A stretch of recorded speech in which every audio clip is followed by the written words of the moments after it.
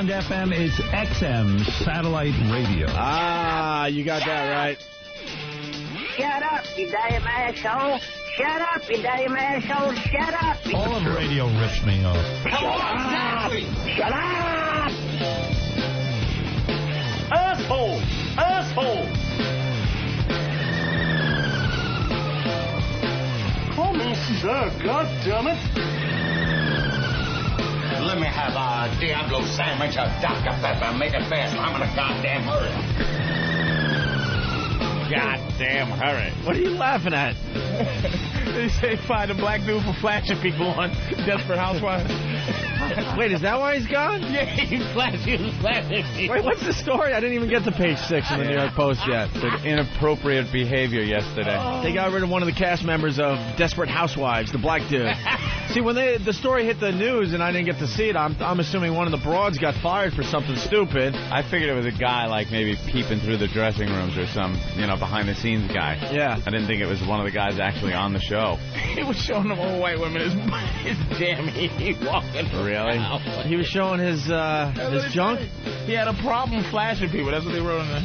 A problem. He had a problem flashing people on the set, and it, oh my God! You finally make it. You're on a hit show like Desperate Housewives, and you get fired for flashing. And then they put his character, his creepy murderer who was kept locked away in the basement. Yeah, was fired last week for a problem flashing people on the set. Well, that's too bad. And the role is being recast. They just gonna replace him. Recast him. They're gonna replace him like what's his name? Who's the quarterback, Philly? McNabb. Yeah. Like replacing like McNabb's mother on those chunky commercials. I didn't know where you were going with Black people just have two mamas too. They replace a nigga. I had no idea where you were going with that. All right. And don't make believe that it's the same guy, They won't even acknowledge that the character looks completely different. I love that about TV. Yeah, I love that first episode where they walk in, everyone's just calling him by the name that everyone was familiar with the other guy. And you're not asking him why his fucking nose looks different or his eyes or his hair or something. The best one of those is the Brady Bunch reunions. When Jan decided she didn't want any part of that, so they bring a new Jan out. Yeah. And she acts like she did all the shows. Yeah, they're like, oh, Jan, remember that time you forgot your glasses? It's like, no. And you're looking at your couch going, you're not Jan. You didn't do any of the shows. That wasn't her. You don't remember shit. Oh, my God. Can you imagine? Did you just imagine? How can you possibly be secure in this business? Nah. You just can't feel comfortable ever. Well, the ultimate was obviously Darren Stevens from Bewitched. That guy left. He was the star of the fucking show. There was Darren and Samantha. That was it. And then he leaves, and they just brought another guy in. And how do you negotiate that? Like, how do you negotiate? Like, how can you feel like you can negotiate? Like, when you go, okay, I want more money, I'm out of here. And they go, we replaced Darren. Darren was replaced. We didn't blink. The people didn't bat an eye. The show went on for years after that. And no one cared. No one cared. Oh. No one cared. As long as she was twitching her nose and they were turning some fucking... I thought the chunky soup lady was his real mother. I thought it was his mama. And they got some new chick that looked like Tess. Tess Drake from Last Conversation. I thought that was his real mama. I thought that was his real mama. I was like, wow, that's cool. They put his real mama in. She got some acting chops, that woman. She's really making me feel like she wants him to have some soup right then and there. So there you go. The guy got fired from Desperate Housewives. Oh, yeah, for flashing. And they're replacing the role. And they're just going to bring a new guy in. They're going to just... Good luck. Just hose down the set and bring in a new one. Good luck, bro. And here in New York City, Mayor Bloomberg was reelected in a landslide. Yes, he was. And 20 points. And the cover of the New York Post has him in a gorilla suit, basically. His head... Well, I guess his head photoshopped on a gorilla. On King Kong. It's a King Mike. It says King Mike, the front page. Photoshopping is all the rage these days on the Internet. Yeah. You would think the New York Post could Photoshop this a little better. A little better, yeah. They just popped his head on King Kong and called it a day. Yeah, that's a little weak. And put it all on his chest. Like, you can see the entire shoulders and his face is on the chest almost. Yeah, it's not even like on his... where his head would be. No. They didn't want to cover up new entirely in the New York Post. Oh, is that why you think? His head is poking into the actual headline there. Yeah. Well, that's kind of cool because he does everything like billionaire style anyway. So it's like, yeah, good. Yeah. Give him a little cheap, whatever. Look at the crowd running away underneath, and you can see they put Farrar down there also, running away from King Mike. Yeah, it wasn't even close. Just like I told Ben yesterday. Did anyone think it Ben was actually came on the air yesterday and was panicking. He's like, no, you still got to vote because now they're scared that it's such a runaway that... people are going to stay home thinking, he can win without my vote. Yeah, no, but that works both ways. Don't you think the people that were supporting Ferrer said, this is not it. We don't even have a shot. Might as well We don't have a chance. Home. Nah, I think anybody that voted for him was pretty hardcore fan of his that was going out and vote. As far as Bloomberg goes, they thought he was going to win by about 30 points. He won by 20. So, you know, a few people did stay home. Is that big? That's a landslide. That's pretty big. You know, I gotta ask my political numbers. Is that big? Yeah, that's big. That's huge. 20% is humongous. 20% is pretty big. How many millions people that represent? I don't know. But I don't know. I think about 1,200 people voted. So that's it, huh? I don't know. It's pretty big. Let's say hi to Chris in Michigan. Chris. Yeah, what's up, guys? Hey, what's up, Chris? Hey, replacing characters. Roseanne, they had one of the daughters. She wasn't all that hot, and they replaced her with the hot one. And then brought back the ugly bitch. Well, she had the original blonde daughter, and then they switched her out, and she's the chick that's on Scrubs now. Yeah, the hot one, Yeah, the one from Scrubs, and she was the daughter for a while, and then they brought the old one back. I guess she figured she wasn't going anywhere. Yeah. Came back, and they actually acknowledged that on the show. They made a couple of little jokes about how she looked different, doing her hair different, which was kind of funny, you know? When they do actually acknowledge the fact that that's a different fucking person entirely, that's kind of funny. Yeah, right on. All right. And also in that other race, do we even care?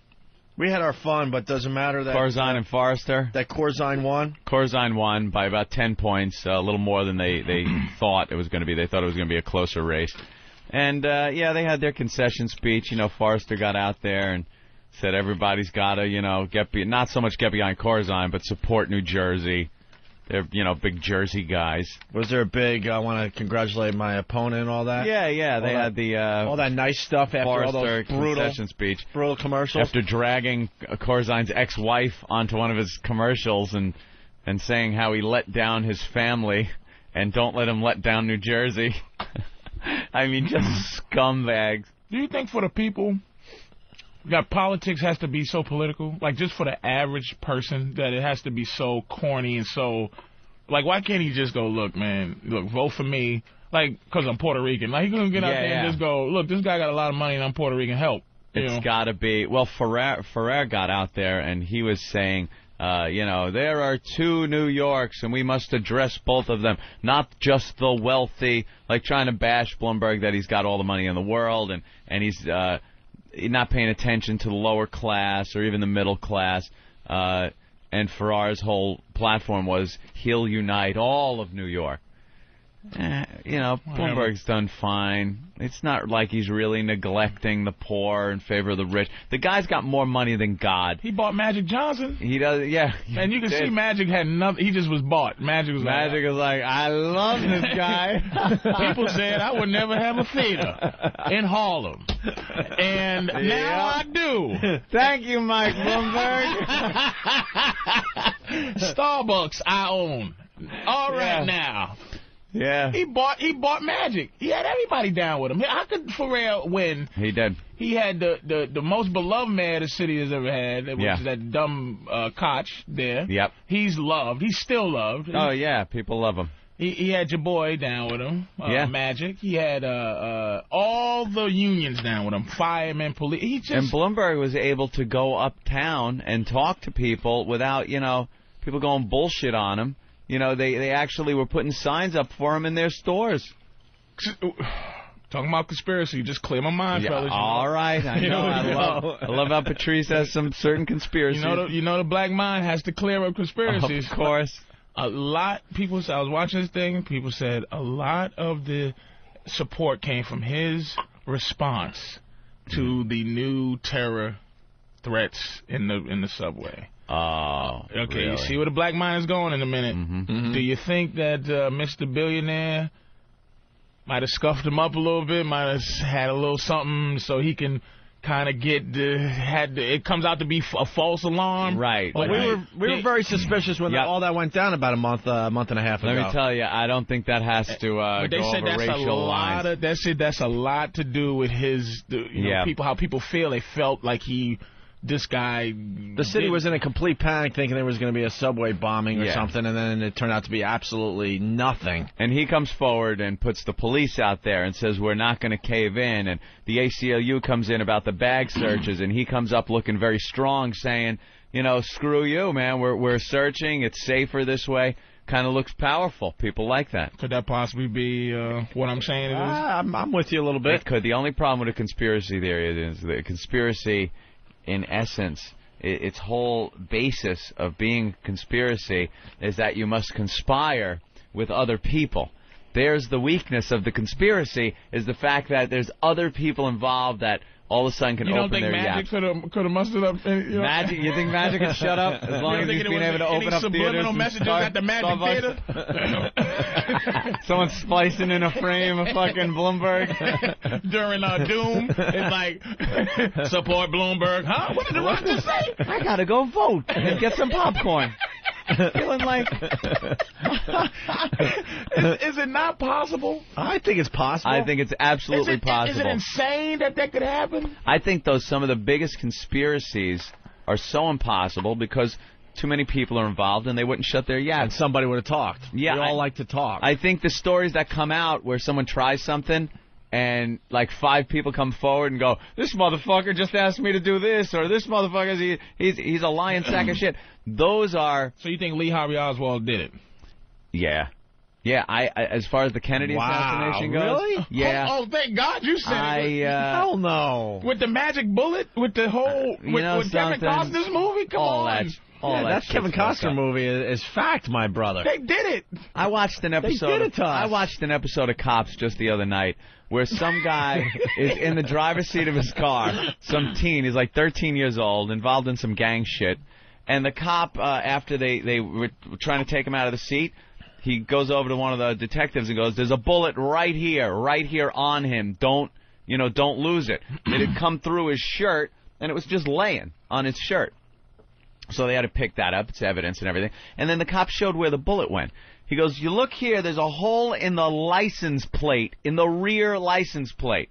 He goes, it went here, through the trunk, he opens up, through the back seat, hit the back of the guy's front seat, went through his shoulder, and came out like his other side and left the bullet there, which they showed in pristine condition. And I'm like, this is just some 13-year-old fucking gangbanger. No one's setting up a conspiracy. Sometimes this shit just happens. Like in a tornado. You ever see the cigarette through the windshield of a car when someone gets in a head-on? Or the 2x4 perfectly through Anthony, a telephone pole? Here's the big difference. Yeah. That's what they say, but I believe what I see. That whole thing of believe half of what you see and none of what you hear. I believe what I see, I believe.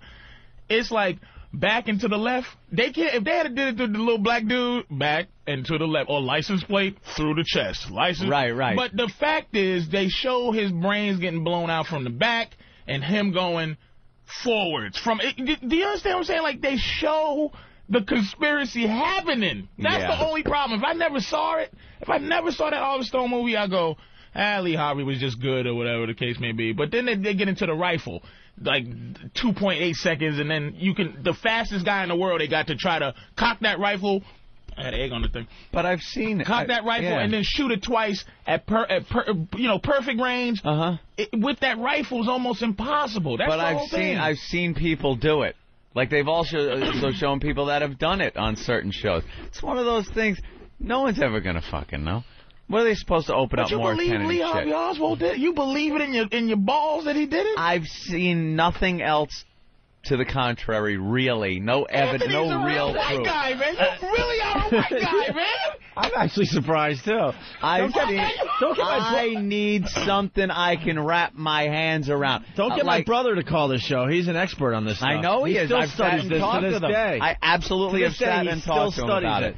They covered it up nice, and now all the info that is available is all watered down with all the creeps out there. But another cover-up, how many people? But it was like 20 people that came forward, and they all mysteriously disappeared. They all mysteriously have AIDS or whatever they got. Getting run over by getting thrown out of cars. And AIDS in the 60s, they got it. They had AIDS in the 60s. The blob got them. They're all How can you not believe that, Anthony? Just on a, okay, let's say, okay, we just being hypothetical to the highest level. Am I saying you it's believe not, that he did that? Or there's not some possibility that something could be fishy? All right, I'll give you that. The grassy knoll, that means nothing to you. Means nothing. You know, so, we saw a puff of smoke. We saw a puff of smoke. Everyone was... There were 5-year-olds smoking cigarettes back then. Could have just been someone puffing out a cigarette. Everyone smoked back then. I think the Mafia was so powerful back then they had him killed. The Mafia was very powerful back then. I didn't believe the Mafia knocked him off. Well, what about why wouldn't Oswald, a communist, have some problem with Kennedy and want him just shoot him? I think they just got him involved. That good old word Patsy? You don't believe none of that either. I'm not buying. They just got him involved.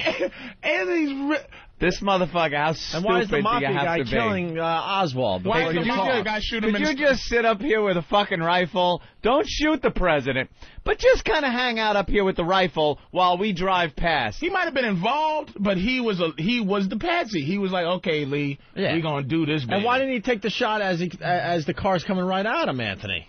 Because everyone's looking at you. He waits for him to make that left turn. You know why? And I've noticed. And then shoots through a tree. Because everyone's fucking looking right at you when you're shooting as they're coming at you.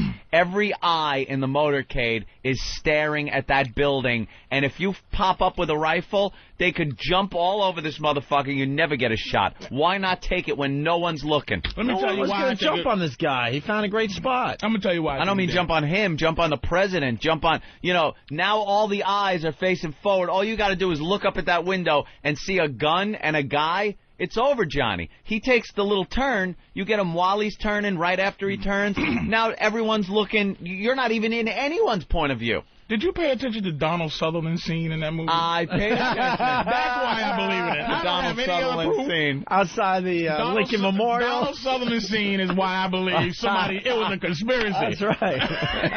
I don't care. I have never read a thing about that goddamn thing. I said, some cracker killed another cracker. But when I saw Donald Sutherland's scene in that movie, I said, God damn, it happened. It's scary that you're getting all your info from movies. An Oliver Stone movie, too. The Terminator's real, too, baby. Well, let's, I don't know, let's move on. We could argue that all day long. Eric in Colorado, People what's have. up?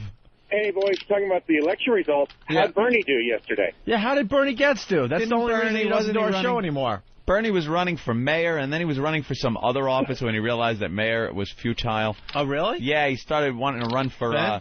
Ben, any idea what else he was running for? I tried Comptroller? I don't know what he was running for. I've been trying to get a hold of Bernie for the last couple of weeks to get him on with the campaign. He's still, all he says is... He's either inventing stuff or he's running for an office. Yeah. He's still pissed at Opie about the CD thing. You ruined it with Bernie. Yeah, but what a highlight. It certainly was. It could be the best bit since coming to satellite radio. We'll see what the listeners Getting that lunatic Bernie gets all upset. I don't know. You don't see him in any of the newspaper results or anything. No. BernieFromMayor.com was his website. Well, why don't you email him and ask him how he did? He didn't respond yesterday. Did he phone in a concession speech? I'll email him again. A rambling concession speech about vegetarianism and squirrels? Fucking lunatic. Last time he emailed me was a couple weeks ago. He said he would never do the show again. Soy milk. Yeah. If children would just be vegetarians in school and drink soy milk, there would be no violence in school. That's what Bernie Getz says. That's how nutty. It sucks that he's never going to do our show again, but what a way to go out. Yeah, certainly was. We were all convinced he was going for a gun. For a gun. That's a great last appearance for somebody. He's got a Photoshop thing on his website, though, of him like in an XM studio, if you go to BernieFromMayor.com. Mm-hmm. Oh, really? Yeah. So, I mean, but he just doesn't want to come back here. Remember, he did come on the phone once after that. Briefly, we had him on the phone for a couple minutes, and that was the end. That was it for Bernie. Dan, what's up? What's up, guys? Hey. Salam alaikum, Patrice. Alaikum assalam. Thank you. There's a show, I know, that without getting into too much detail, on the Discovery Channel. They recreated the bullet one shot, making torsos with forensic jelly. They caused 7 injuries with one bullet. In Australia, right? Yes. I saw that. I didn't believe it. Oh, come on, it was great. It was fantastic, but it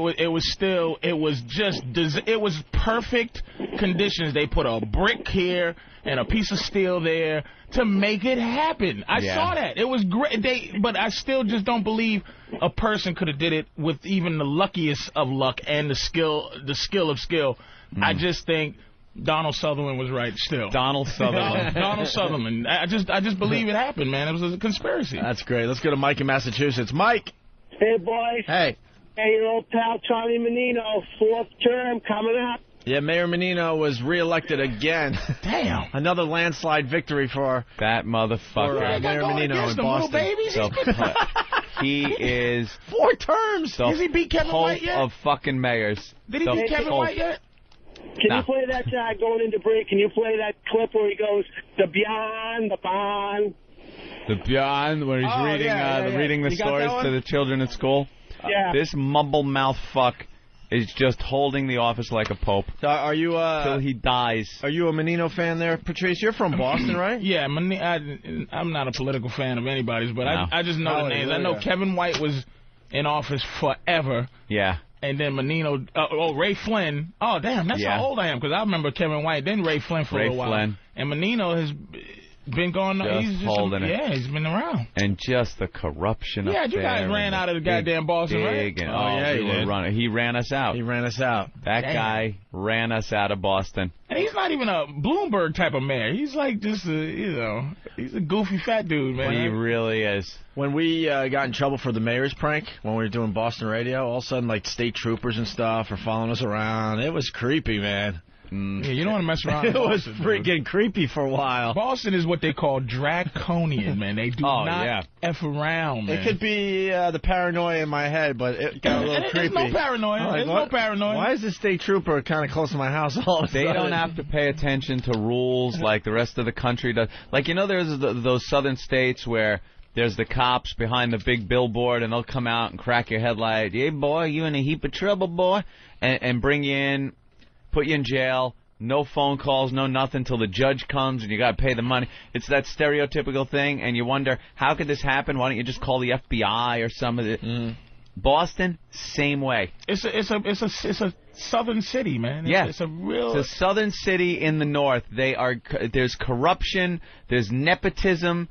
All the cops kind of all are involved in things. Well, that's why I remember the big dig. Remember the big bus all the thing money years ago? The racial bus thing they had? The bus. It was all because it's like that school that they was trying to bust those black kids into years ago.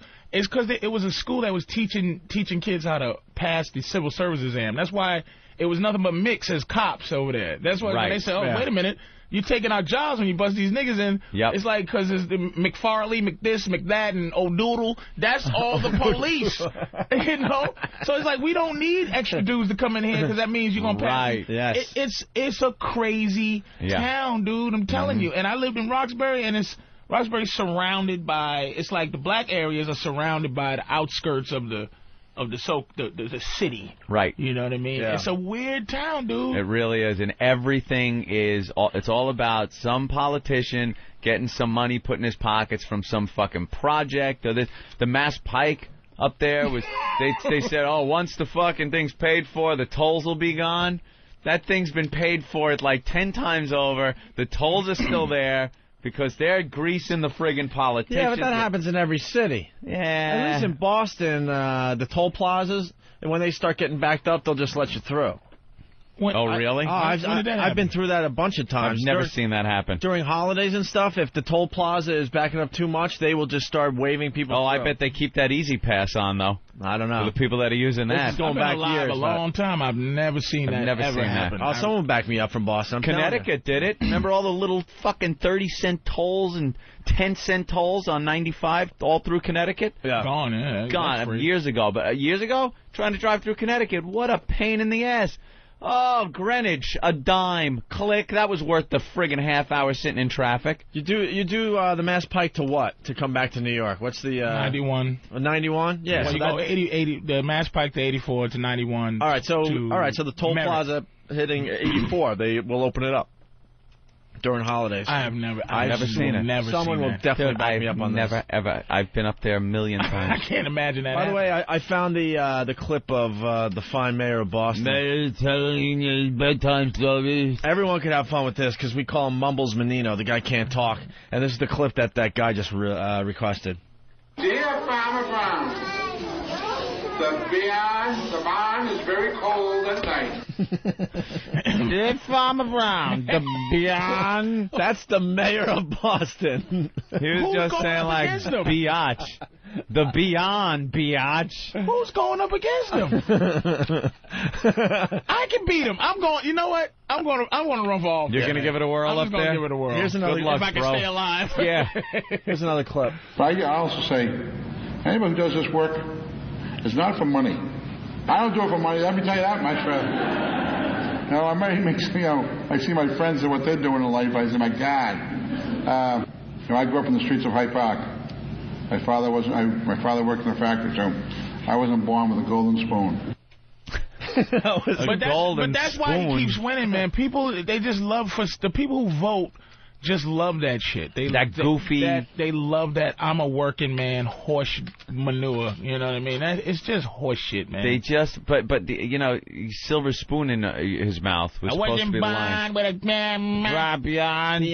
You know who could win up there? Rich Voss. Let him talk. The people will be like, this guy is a bumbling idiot. But see, here's the problem with Rich. He won't admit that he's an idiot. Like he fights being an idiot to the end. He accepts being an idiot. Like I'm an idiot. Big buffoon. I'm stupid. Let's vote for the big dumb guy. Yeah, he's just dumb, but he got our best interests at heart if he's stupid. Yeah. Okay. All right, someone's gonna back me up here. Adam, what's up, Adam? Hey man, I want to back you up, Opie. I got picked up on the Mass Pike. I got the 4th of July. They just went right through. I'm telling you. Oh, yeah? Sometimes they open up the tolls when the traffic is backing up way too much. Dude, it was backed up it was backed up miles. Right. And then all of a sudden you get to the toll plaza and there's someone in there just waving you through, just trying to clear it up. I swear. Oh, well, bless their souls.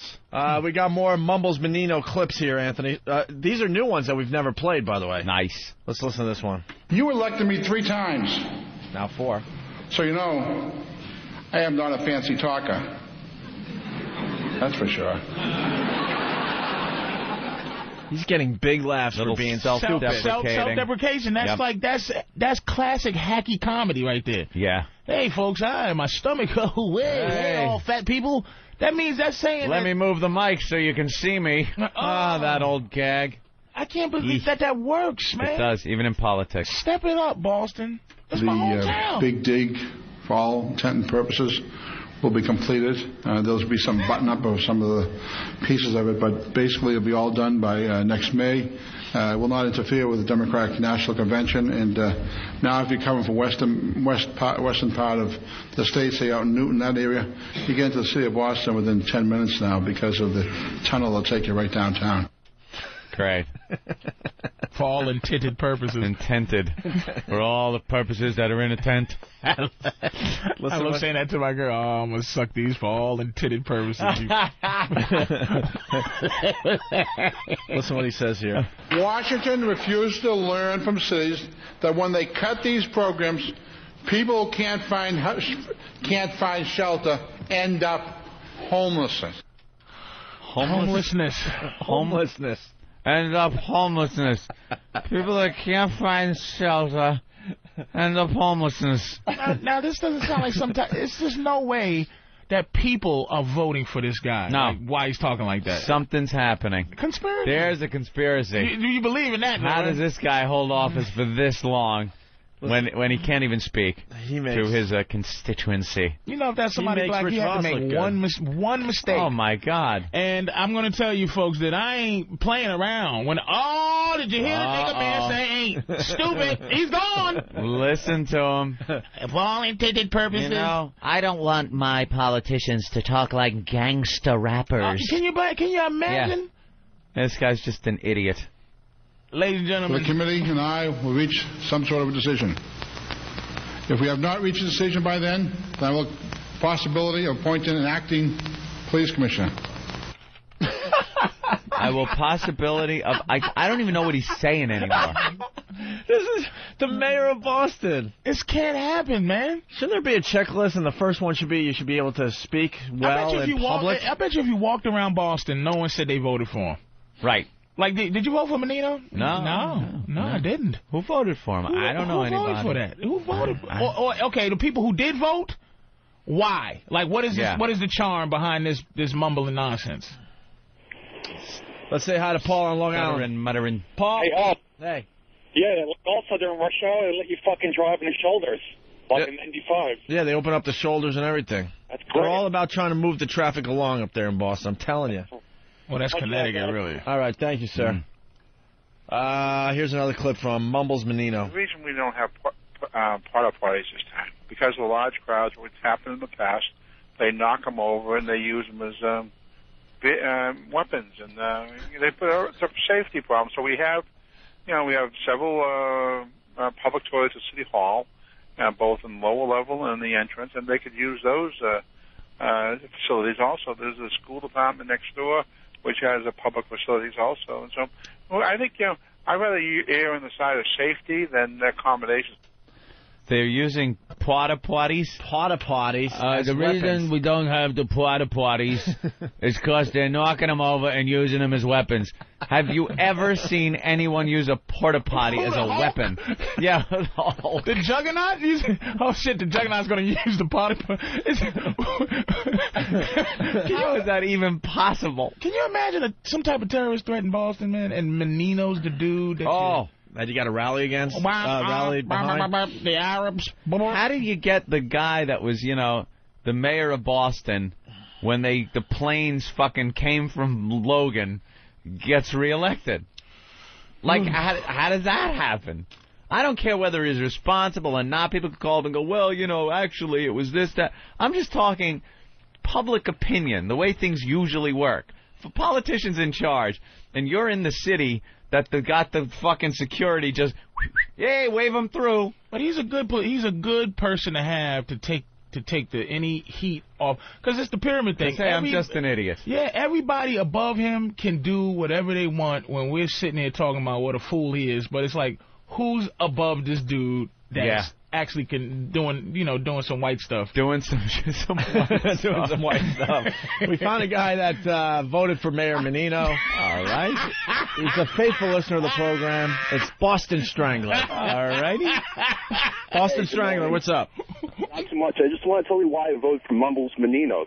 He had another opponent by the name of Mara Hennigan, and plain and simple, she was a fucking cunt.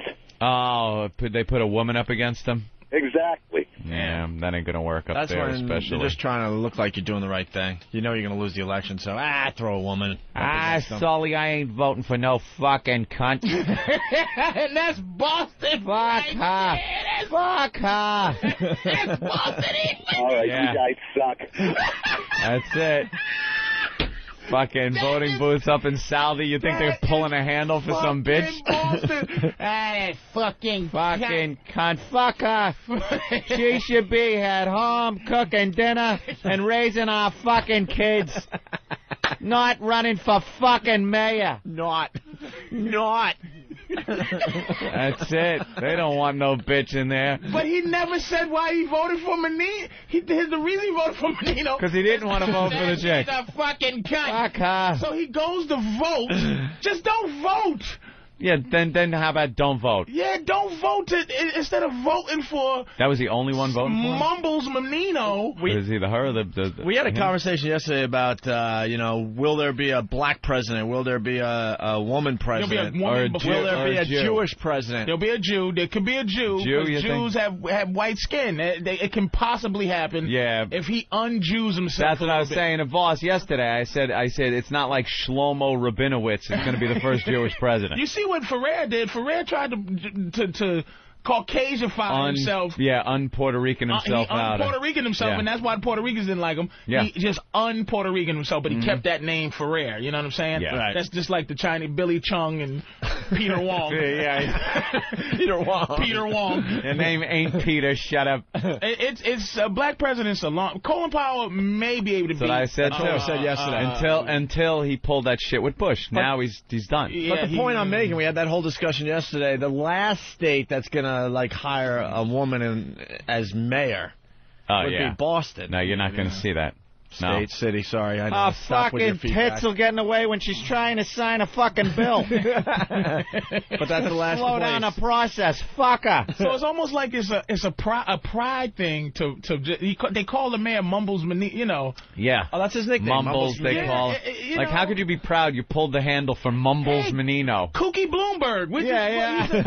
Nutty Bloomy. It's like that's who we voted for. Nobody does that.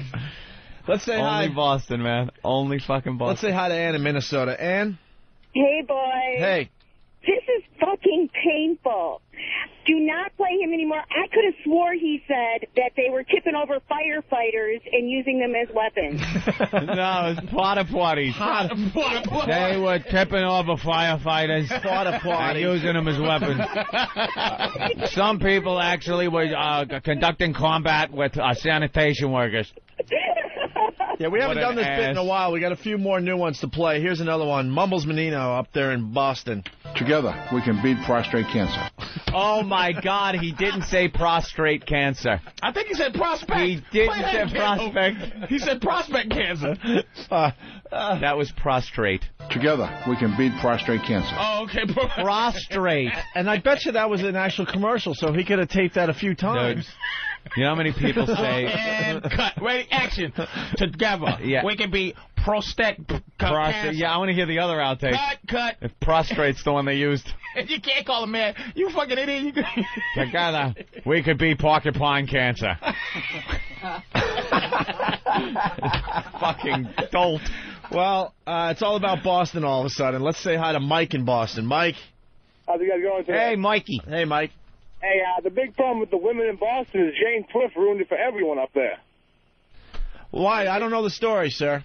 Jane Twift was the governor before Mitt Romney had a kid and was out for like 3-4 months. Oh, yeah. She got into office and then she ended up taking maternity leave. That's right. Yeah, you can't. That's a long time. Right, Hey, okay.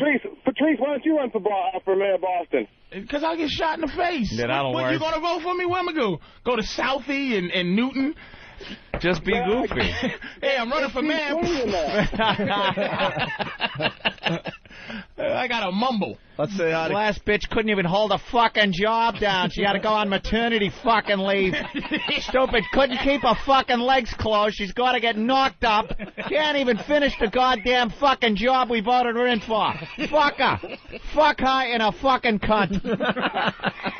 I'd rather vote for fucking Mumbles. I'll vote for fucking Mumbles Menino before this whore who can't keep her fucking legs closed. Finish the fucking job, then open your fucking whore legs. You think Boston would vote for a black person or a woman first? That's a tough one. Black man, That's really a tough black one. man or a woman man? They love their racism Any third up there. candidate you could throw in there. Racism is alive and well in Boston. I know my motherfucking racism, baby. Racism and sexism. Oh, it is huge. It is amazing. You go downtown Boston, you don't see a black person anywhere. You do see black people go downtown, but not it's many. a weird town. And then they got the Jewish people in their area. They got the Irish in their area. The Italians over here. The blacks There's over a there. town, and Boston has everybody has a town. Yeah, it's like and you don't cross over. Usually, everybody lives in New York. Everyone lives together. Yeah. Then there's towns you can go to. If you want to go to Harlem, you go to Harlem. You go to Chinatown. You go down to Canal Street. But the city itself is like mixed. It's all mixed. Everyone's walking from one area to another. Boston is black town, white town, every town. Nothing's mixed. It's set up like medieval times with castles and fucking moats. Oh my God! And I love it because that's where my family and friends. I love the people there, but that town, man, it's very separate. It's a motherfucker. Ryan in Georgia. Opie, you said Boston was going to be the state to have a female mayor? Listen to the replay. I corrected myself quickly. You got to correct yourself 3 times. I have to correct myself for the again replay, for Brian. Yeah. I got it out. I said, I know, stop at the feedback. I meant city or whatever I said. All right. All right. Thanks, All Brian. right, You know, Archie Bunker used to say prostrate. Oh, really? It's like it's kind of a joke thing to say as a prostate. Oh, geez, my prostrate there. You know, you don't say it as a politician trying to get support for the disease. Let's say hi to Kevin in California. Kevin? Hey, guys. Hey. Hey, I live in California, and I've never seen this guy before, but every time I hear his voice, I picture Peter Griffin from Family Guy. That's what he looks like. Yep, he looks just like him. I think Family Guy, yeah, that's where they got the character from, because those guys are from that area. Yep. Right, punching out. Thanks, Kevin. Let's say hi to Joe in New Jersey. Joe? Hey. Hey. Morning, boys. What's up? I was just thinking, if Patrice ran for mayor of Boston, it'd be like the perfect remake for Blazing Saddles. Oh, yeah. And it's true. The mayor.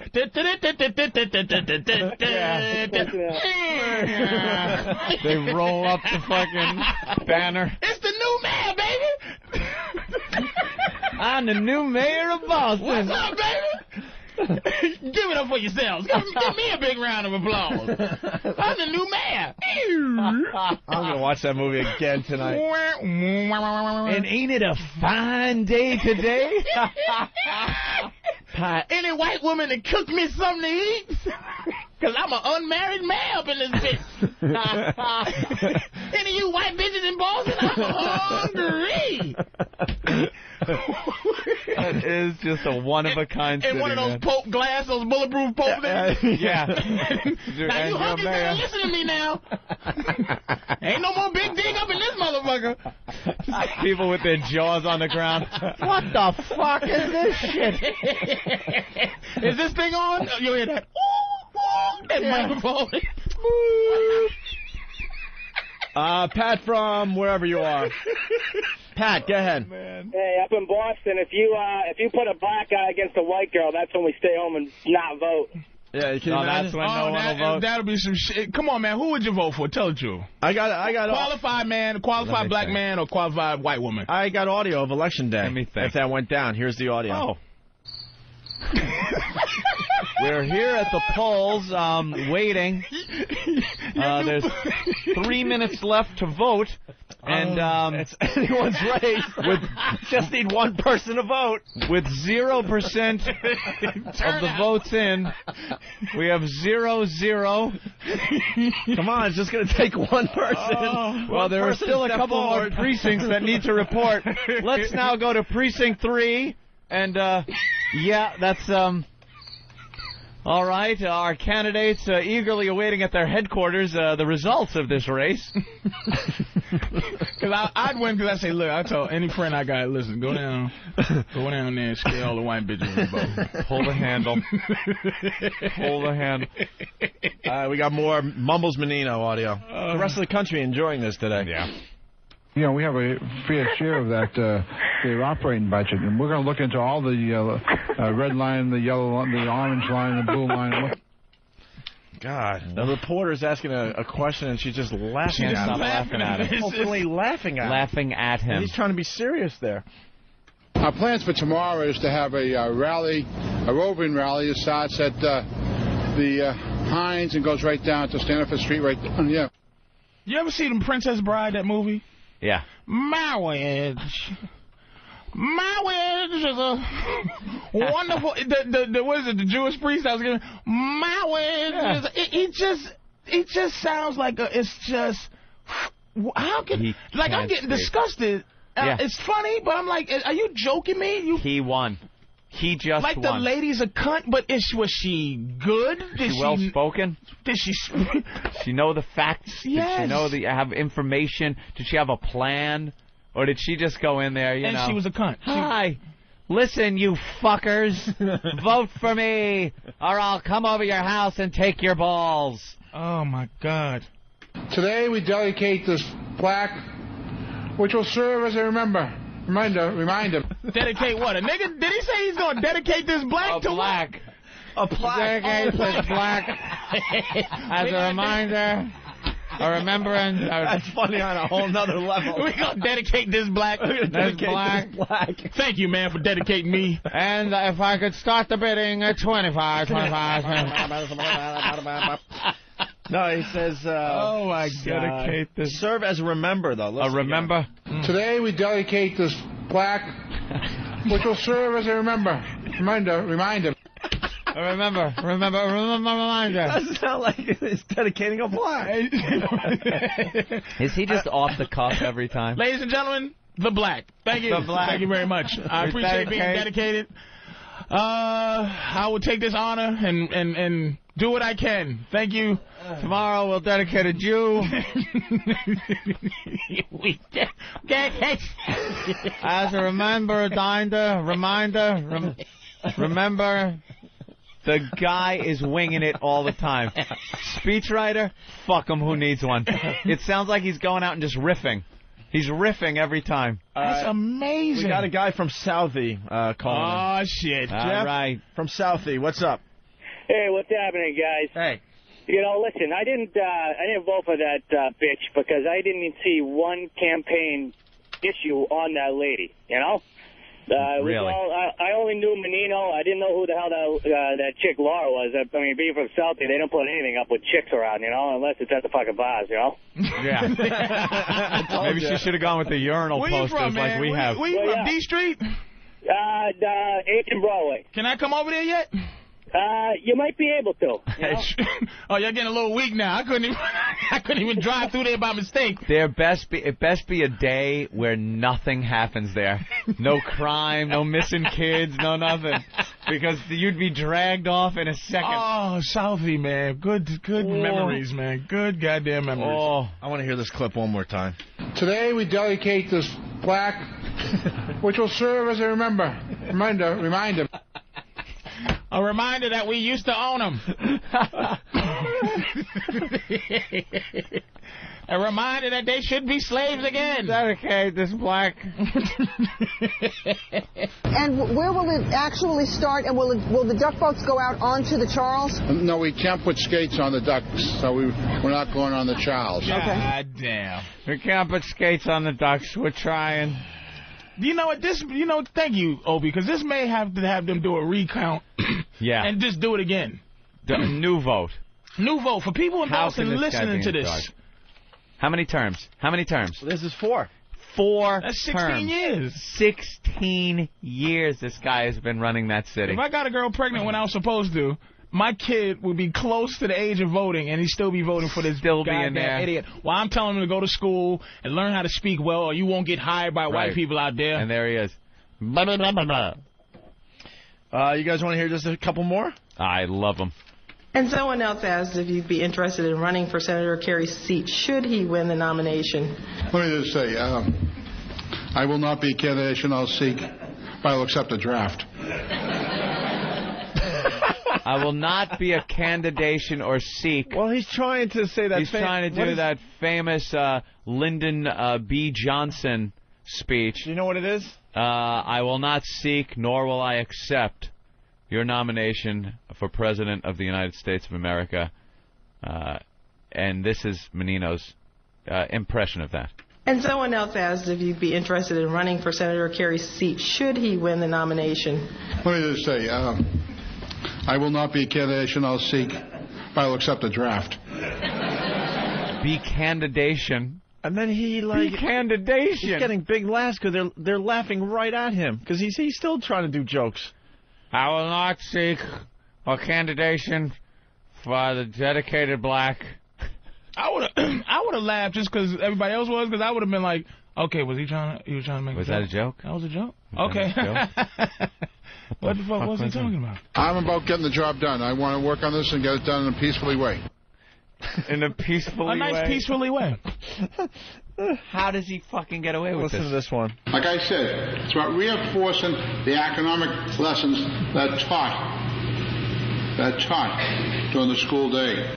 The acronomic lesson? What did he say? Economic. Economic? It sounded like acronomic. Yeah. I'm sure he meant economic. Commissioner Evans is going across the pond. That's true.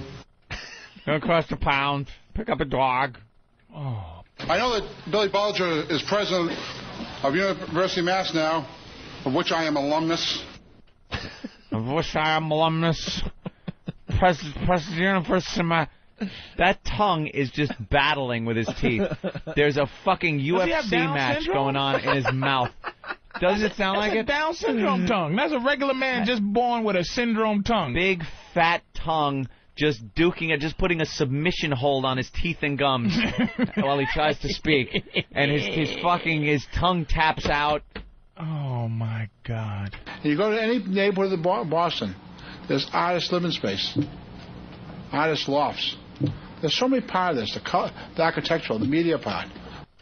The color, dude, was going to say what? I think so.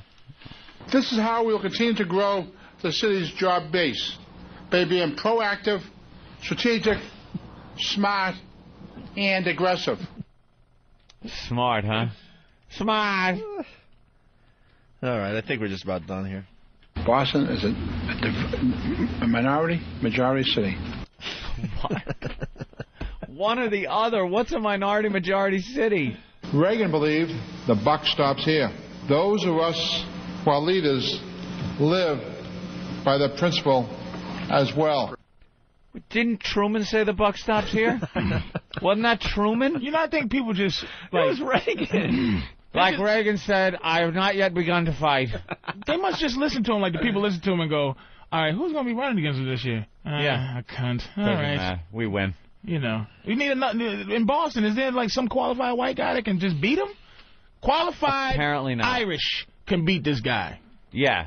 Some Irish guy goes Some fucking Mick can beat him. Who votes, like, who runs against him? Was it a bitch last election? I have no... The one before that? Because there was another landslide, too. It wasn't even close. So they couldn't even come up with a good candidate. Anybody? To go up against him. Like Rutherford B. Hayes said, I speak loudly and carry a black stick. Brother B. Hayes. Brother B. Hayes.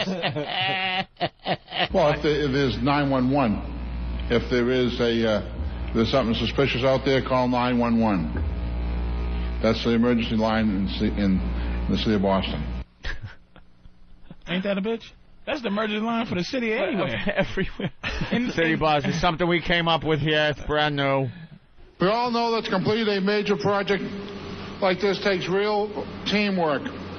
So let me start by thanking our federal and state partners along with our congressional delegation for standing by us. Delegation. I think that's delegation, isn't it? Delegation. He talks like Popeye, the delegation. Well, the big Stigs is almost complete. I want to move on, but this stuff is too good. It's crazy. Listen to this one. We got big problems. AT&T, they're sponsoring, this whole summer program with me, and you want Sprint to come in and do something. They do diddly dunk. They do diddly dunk? Diddly dunk? Dunk. All right, I guess we're done. That's a harsh one. Fuck, man. That's some good shit. That's one thing that really fries my nose. Fries my nose? Fries my nose? Oh, goodness. Yeah, hope burns eternal in Boston, and every year we start off, we hope World Series championship. Last year we got to the 5th game, and maybe this is the year. Of course, he's got to talk about the Sox. I have did my duty, and I did it last Tuesday, Matt. I can't believe I'm ahead of the schedule. He did his duty last Tuesday. All right, you got to end up on an up note, so here you go. The vice president is saying is heightening the intensity, it seems, a little bit here. What's your level of concern? Well, our intelligence unit is working with the state, federal officials, keeping us informed if there's any heightening of our security in the city of Boston. We're working with the federal officials to give us the information that we might need. Do you think they're playing politics, sir? I'm not saying they're playing politics. I don't have the intelligence they have. Yeah, well, no you shit. certainly don't. All right. Well, congratulations, Boston. Yes. Boston, Mass. There he is. There's your man. There's your man. It takes me leaving Boston, like moving somewhere else to just go, wow, man. What the fuck? I would have been such an activist if I gave a shit while I was there. If you cared. You know? Hey, at least it wasn't that fucking cunt. That's all I'm saying. Menino, you know, he might not be the best guy for the job, but he doesn't have a fucking cunt. That was her thing. That was his paid for by Menino. Yeah. Don't vote for her. She's a cunt. Paid for by friends of Menino. Paid for by. Let's say hi to Ray in Texas. Ray, what's Hey, guys. up? Hey, Ray. Hey, guys, how you doing? All right. Hey, guys, can you keep Patrice there? I mean, the show is terrific with him. I'm not trying to dog Jimmy out or anything, but I mean, Patrice is great. The show is great with him. We love having Patrice on. Yeah, Patrice is going to be in the rest of the week there. So. And when Jimmy abandons Chip and leaves us, I'll replace him, and they'll just replace Jimmy, and I'll be the new Jim Norton. That's right. They'll call me Jim Norton. Jimmy. It happens on TV. Give it up for Jim Norton. It's the radio. Fuck it. What's up, everybody? No one's seen it. It's Jimmy Norton. When Jimmy eventually moves on, yes, that's exactly what we'll do. Jimmy will have a successful TV show. No time for the radio. We'll just call him Jimmy Norton. Flashing somebody somewhere. He's gonna get. Look at how we brought the whole first break all the way back around. Right around. That's what we do. That's why we're brilliant. Will he have an end as credit? Huh? Will he have the Hold end? on. Ray, hold on. We're saying something here. End as credit and Patrice O'Neal as Jimmy Norton? Will it be a credit like that? Because no, we just got to make do believe. We just call him Jimmy Norton? Yeah, we got to just make believe he was here the whole time. Okay. We'll play some type of goofy sitcom music. Like I'll come in like the Flintstones. And we can reference old shit that Jimmy actually did, and you can talk about it like it's familiar to you. Yeah, like, oh, yeah, I remember that. Oh, man. Remember that hooker peed on you? Yep. Yeah. Yep. That shit was a bitch. All right. Guys, punch it out. Thanks, Ray. Well, Patrice will be in the rest of the week here. With that, we should take our first break. Oh, go to Dirk? Yeah, all right. In honor of Anthony's little impression there. Oh. It's a great new impression. The dude from Southie. Oh, please. So they used to live next door to that fucking guy. Why don't we play this and we'll continue? Oh, man, you're onto something, Anthony. Oh, Jesus Christ. I forgot what movie I went to see. It doesn't really matter, but I saw that. The whole theater was just staring in disbelief at the screen, going, what the fuck? They expect to make money off this movie? I'm watching movie trailers last night. And those two actors in the movie, what were they thinking? Well, they need a part in a Hollywood movie that bad that they're willing to do this shit? I'm watching movie trailers last night. Every so often, go online and watch them. Got a nice high-definition monitor on the Mac. You get the movie trailers, like, real good sound and everything. So I watched King Kong, which looks like it's going to be pretty damn cool. Peter Jackson knows how to make those kind of movies. Aren't they going back in time for that movie, too? Yeah, I love the fact that they're not trying to update the shit and make it like New York now. And it's going to be like New York in the 40s be the 30s. Or something? Yeah, 30s? like it was in the original. That looks good. And the effects, like when King Kong's on top of the Empire State Building and that biplane comes swooping in and he fucking jumps and swats at it. Fantastic. It looks really It looks like cool. It's going to be a good movie. Yeah, dude. Looks good. Well, we say that about so many of these movies. I know. You come out, you're like, What's the last one that the trailer lived up to the movie? Like you said, there you go. Right there. I like those fucking stupid Lord of the Rings movies. I love them. Yeah, obviously. And the trailers look great. Yep. I mean, the big epic battles, shit like that, I like. The other things that kind of bombed, like Troy. I was like, that bombed. It looked like it was going to be a good epic thing. Anything with that fucking Colin Farrell in it now. Oh! You know, there's another one. It's going to be where they come to America, meet the Indians, and of course there's a little battle going on. Thing, yeah, and that looks like, I go, ooh, this looks like it could be good. And then I see him in it and go, tap. Bomb. Alexander. It's going to suck. Alexander. What the fuck was that about? With Angelina, with that Russian.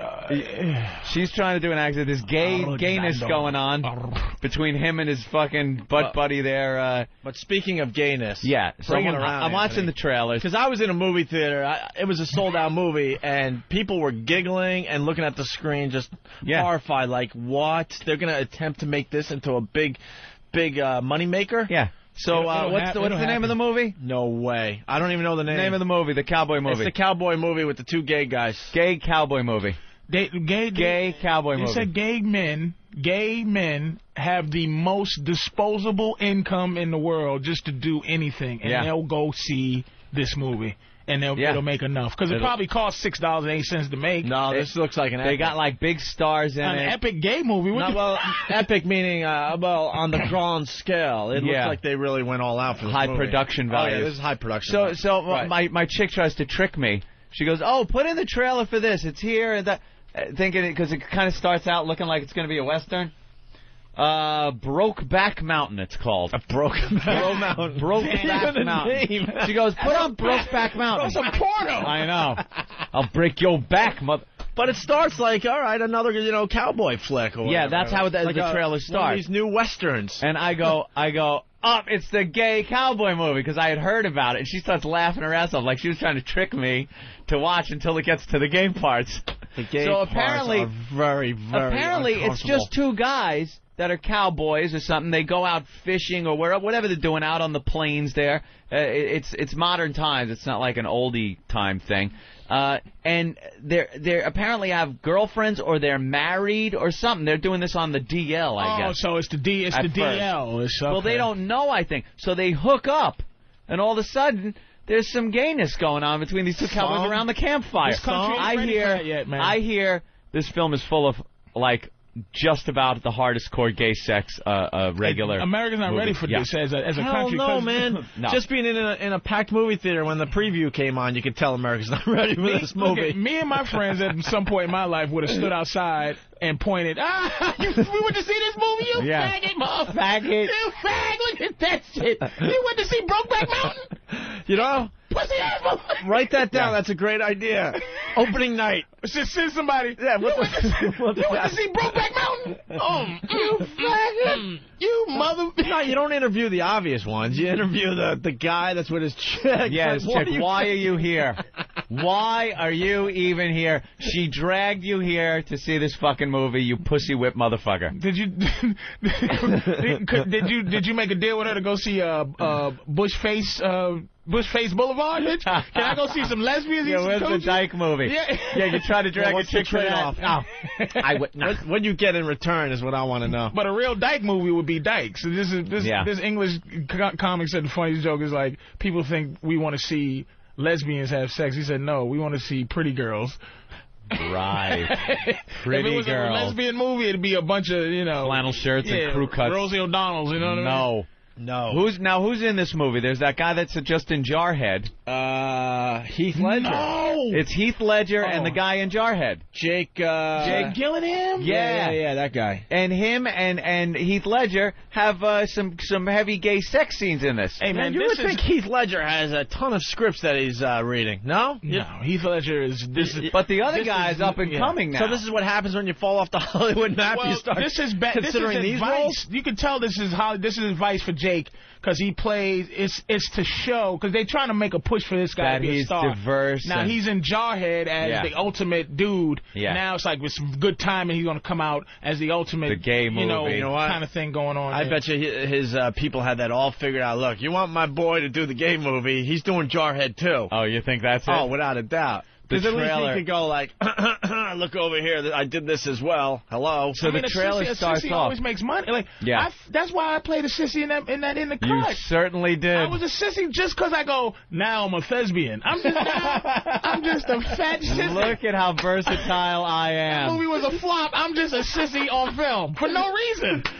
For no reason. You see The Rock did it. The Rock did a sissy and a retard is classic Oscar kind of situation. It's a resume stuff. Tom Hanks, the whole thing. But that was like silly sissy. I mean, they're taking this like very. This is a drama. The way this starts is like a cowboy movie or something. It's two guys. They're out there riding. They're hanging out, and then all of a sudden. See, I had no idea when I first saw the preview, so I'm like, all right, just whatever it is. All right, let's see what this is about. And then all of a sudden they're by the campfire, and then they're laying down. They're spooning.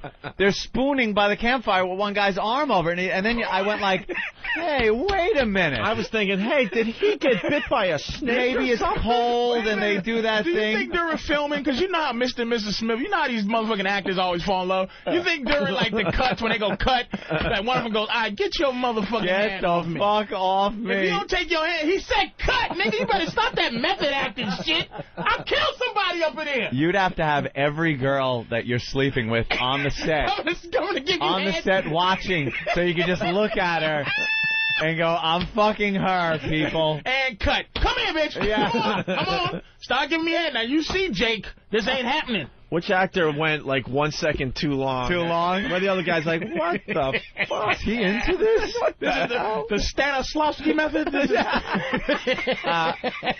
And then they show him back home with their girls. Yeah. Apparently, wives maybe even, because I don't know. One of them is having a kid. I think this takes place over many years. Over the course of some time. Because then every year they go out. They go out and do this fishing trip. I think it's where like they that get old to see movie each other. seems like old times. Yeah. Where Alan Alda, I think it was Alan Alda, gets together with that broad once a year and then goes back to his regular life. But then some people start getting on to what's going on, and the wife is like, I don't think you're fishing up there. And other people, I think apparently one of the guy's fathers maybe, or some adult figure, is saying, his suspicions. And there's one scene where one of the guys takes the other guy's shirt on the hanger, and he's hugging it and smelling it, and that's when I just lost it. How are you going to promote this movie, man? Now, Heath Ledger... Oh, God, no, what is this? Oh, what are you showing? What is this? It's clips from the movie. Oh, that's from Jarhead? Oh, all right. Was he dancing around naked in Jarhead? Oh, I think he might be gay. Heath Ledger, I can see, though. Heath Ledger was in trouble. He did, what did Heath Ledger do? That King Arthur kind of... Yeah. It was a rap after that. It was like... Did the Mel Gibson movie. That was great. What was the Patriot or whatever it's called? Oh, he was in that one. Years ago, That was a long time ago. Yeah. No, he did another period piece where he's like, a knight or something. Yeah. This could be a good movie for Heath. Through. I don't know. This is, what movie? The star should have been Heath Ledger and Eric Roberts. Like, guys that it really could help to be like, wow. Eric Roberts, where's he been? Or who's the guy they bringing back now that got all swelled up from drinking and stuff? Oh, man, Mickey Rourke. Mickey Rourke. Like, just because Mickey Rourke's on the comeback trail, that's what I'm saying. This is like a comeback movie. This is not a I'm a star right now movie. You can't put Mickey Rourke with, like, Heath Ledger. That's more of a father-son fetish thing. But that's kind of cool because people go to see Mickey go, come here. Yeah, there's got to be two guys the same age. Kind of young, kind of gay. I'm not homophobic, man. I am not a homophobic guy. But you know the thing that bothered me about the homosexuality is not it's the loving of a man, like the loving tenderness to another man. But just I can never. If you with the internet, you're constantly being bombarded with pornography, gay, straight, bestiality, everything. I could click on something. And, if it's a guy just slamming some guy in the ass and he's, you laugh. It's funny. It's like, holy shit, what the fuck's going on?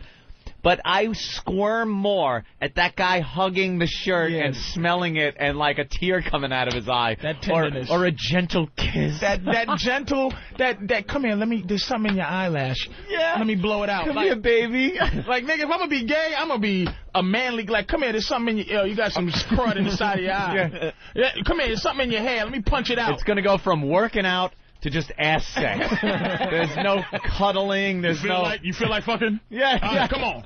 No smelling of the shirt. No, and it's not going to be tender sex. A date. You know what I mean? It's just going to be ball slapping. Right. No soft back of the hand rubs. It's no cupping the chin with your hand and professing your love to a mustache. It ain't happening like that. Hey, Frankie from Whackbag. Frankie. Opie, get your movie straight. Seems like old time. Chevy Chase, Goldie Hawn. Yeah, okay. But what's the Alan Alda movie? I'm trying to remember what the hell was it? Yeah. You know the movie I'm talking about? I know the movie you're talking about. I know it also. It's not Ordinary People you're talking about. No, it was a movie where Alan Alda went out to the country with this girl same time every year. What the hell was it called? I'm sorry about that, Frankie. You're right. All right. All right, man. Josh in Colorado. Josh. Hey, man, I was just commenting. This looks like a total push to just get a nod from the Academy. You think? Yeah, it's this Academy Award thing, man. Oscar attention. Yeah. What year was that about? I don't know. It's got to be 70s. Really, that long? He's willing to do anything. I think it was Alan Alda. Now I'm... Same time next year. Same time next year. Thank you, Anthony. This is such a plan. You can feel it. Yeah. Jarhead to Booty Crush Boulevard or whatever. Wasn't he in the Bubble Boy or something? He was the Bubble Boy. He was the goofy Bubble guy. Boy. He was a goofy actor guy that could have fought. You know who I equate him with? Or at least I did before he started catching on now? Who's married to the one from Friends? Yeah. David Arquette. I put him in the same class as David Arquette until, all of a sudden he's popping up in all these movies. The Day After Tomorrow was his, I'm not a goofy guy. Right, push. not a goofy guy. But the guy from Amityville Horror, the remake, all of a sudden, he's not goofy. He was in Blade 2 and Amityville Horror. Right. Yeah, what's his name? All of a sudden, he's not a goofy guy. How did it happen? Yeah, he was in that When National did Michael Lampoon Keaton movie. not become a goofy guy? When did he become... Yeah, but he fell off the face of the earth. What's he doing? He did that bomb, that horror movie bomb about the static and the dead people coming through the... That was it. Yeah. White noise. White noise. Jesus. Why has it got to be white noise? We got the trailer? Well, the trailer's 2 minutes long. It's mostly dramatic music and text. So I just tried to grab a little bit with dialogue. Oh, so you went right to the gayness? A little suggestive. You're the man. It's not like... right to the ass sex by the campfire. Action. It's more innuendo. Nathaniel, you're good. You got right to the gayness. Get to the gayness. All right, I don't know if this is going to work on we don't know. We try shit out. I'm sure a lot of you have seen the trailer by now if you've been to the movie theater. We're dead. Boy sure found a way to make the time pass up there. You don't go up there to fish. You don't know nothing about it.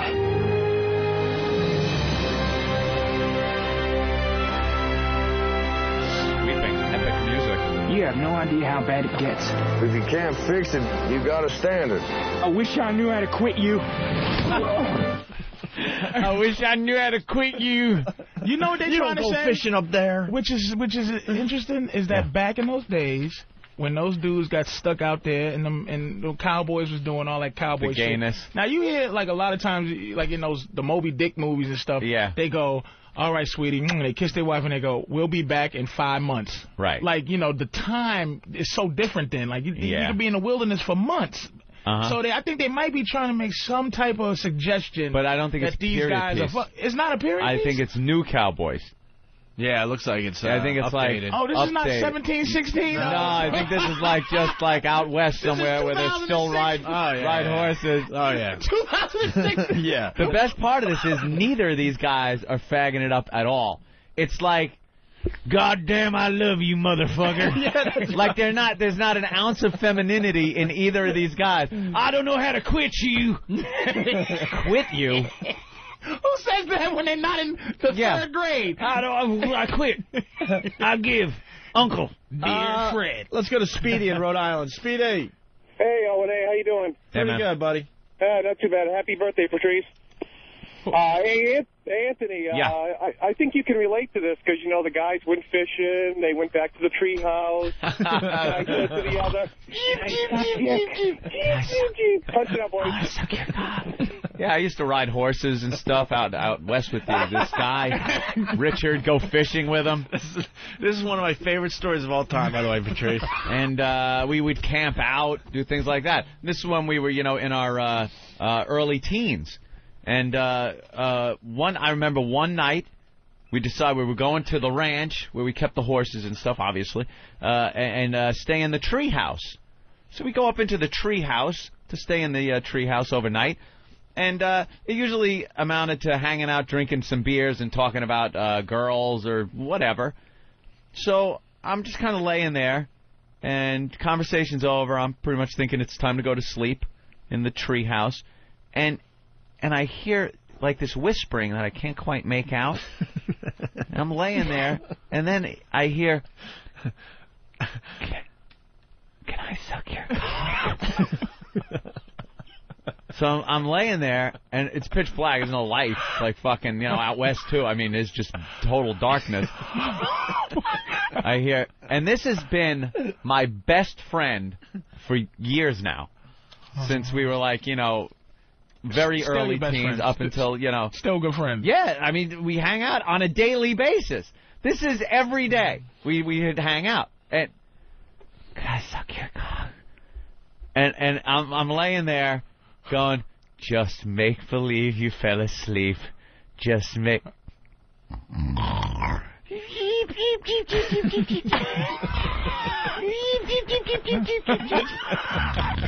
the curlies. I was hot. Now I'm turned around facing the wall, and he's on the other side of me, you know? And believe me, fully clothed, so I'm not worried about anything. Yeah, but you got to wonder, man, this might not be the best position to sleep in. Well, fully clothed is fine. You don't want to face him face to face. If he can fuck me through my jeans, right. You know, God bless him.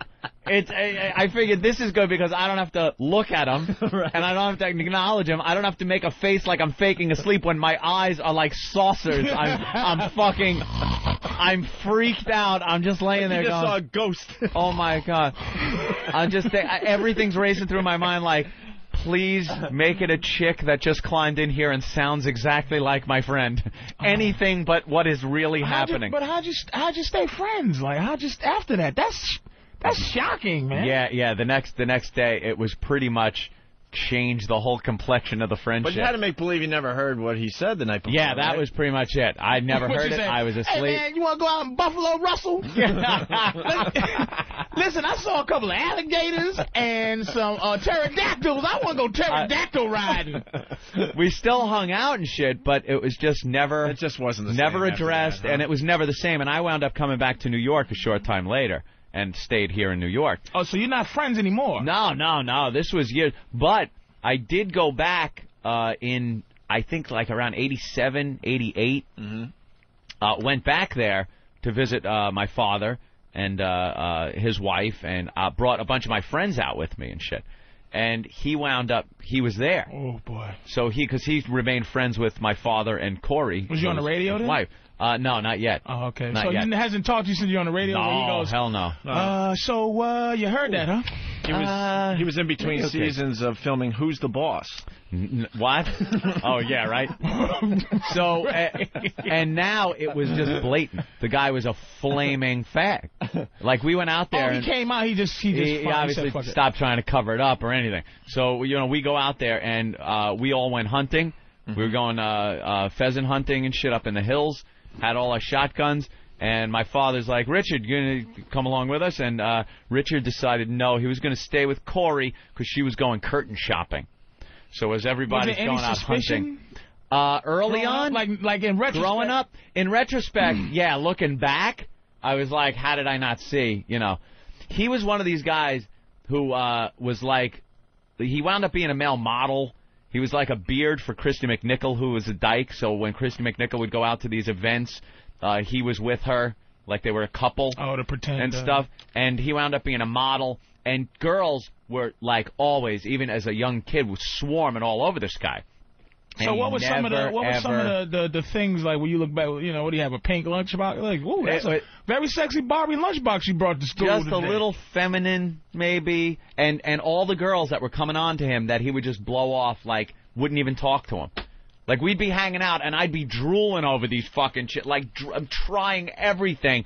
And when you're hanging out with the guy that's the fucking model-looking guy, believe me, I ain't getting shit. I could be funny as a motherfucker, and these girls just are fixated on him. And he's like, he has no club. He had no interest whatsoever. There's always a sign for me, like a dude that doesn't, like the classic way to pretend. If you're gay and you're trying to pretend you're not, yeah, you have to talk degrading about women when it's only guys around. You can't do any, I don't like that. You gotta, if a guy goes, man, I smell, fuck, you gotta go, oh, how was it? Oh, yeah. You can't go, hey, you pulled her hair. Why? Like, oh, dude, you can't. That's like classic, could be gay. Don't do that. Just fake it. Yeah. Fake it. I don't know if they have the potential to fake that. Oh, my God, Anthony. Yeah, that was a rough one. That's one of my favorites. And that was my friend. We would ride horses. We'd go fishing, and he didn't know how to quit me. Right. Gays are not attracted to me. That's one thing. Maybe I should be mad about that, but it's never been a crisis. Oh. Never. All right. I was just a cute little kid. There was one time. You do have doe eyes, though. Well, I had the big when I was a kid. Oh, forget it. They loved me. Imagine his eyes with no cigarette smoke, no drugs in it. Yeah. So just beautiful Just big eyes. big, innocent doe eyes. No goatee. Just precious. Big doe-eyed. I was hanging out at the ranch one time, and there was a party going on. Yeah. And this old drunk Mexican guy comes up to me. And he's like, "How you doing?" I'm like, all right. He goes, "What do you say, me and you go in the bushes over there?" And my father was within earshot of this. Did he shoot him? I had never. He beat the living shit out of this guy, like right in front of me. I'm standing. How old were you? I don't know. Again, early teens. Jesus. He threw him on the hood of a car and punched him in the face and wouldn't stop. Just wouldn't fucking stop. And you came up with those beautiful eyes. And I was like, "Daddy, stop it. Blink, blink." Daddy, don't. Daddy, don't. D-O-N-T, don't. That's going to make me laugh all day. You don't blink, blink, blink, blink with my little lashes. Oh, my God. All right, listen. We got to move on. We have so much stuff today. Oh, shit. So much. Fucking old Mexican. Anthony was a sexy little boy. I know. That's why this show rocks. Some days we have a lot of stuff, and other days we just, make it up as we go along. Good Day, New York, here in New York City. Dumb banter between the stupid newsreaders. This is one of our new bits we're slowly but surely developing here. Yeah. You know, they do a story about something, and then they come back and have to do their cute little comments and commentary about the story that was just on TV. Well, they're saying that there's a new thing people are going to be doing this holiday season. A thing? They're going to be hanging Christmas trees from the ceiling, upside-down Christmas trees. I saw that in the paper, and no, they're not. Who's going to do this? You think it's just one store? It's one store with a little gimmick.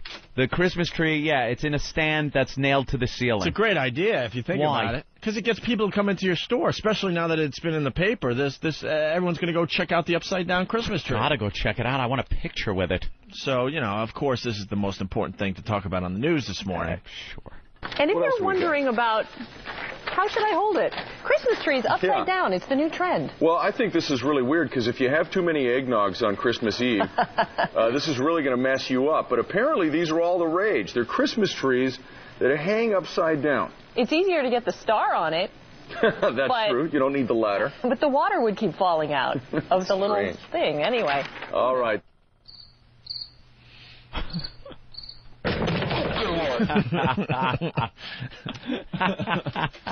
That's why we get paid the big bucks. If we did comments like that, the water would all fall out. The hole, even on the news, the hole stinks. We would have lasted maybe a month on XM if we had comments like that. Wonderful. But they're allowed to do that on the news every day. All right, they're doing it more and more, too. They commented on...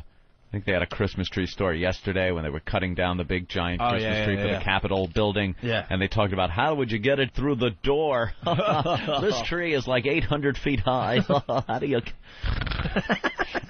But that's who they cater to in this world. Like, absolutely. Some people who just go, they do that with them. Like, how would you? See, I'm living in a different world. I'm convinced that they're not catering to people. That they're just, you really think more people are enjoying that type of banter when they watch it on TV? I swear to God, I'm amazed. Middle America, man. Middle America is giant, Opie. But this is New York.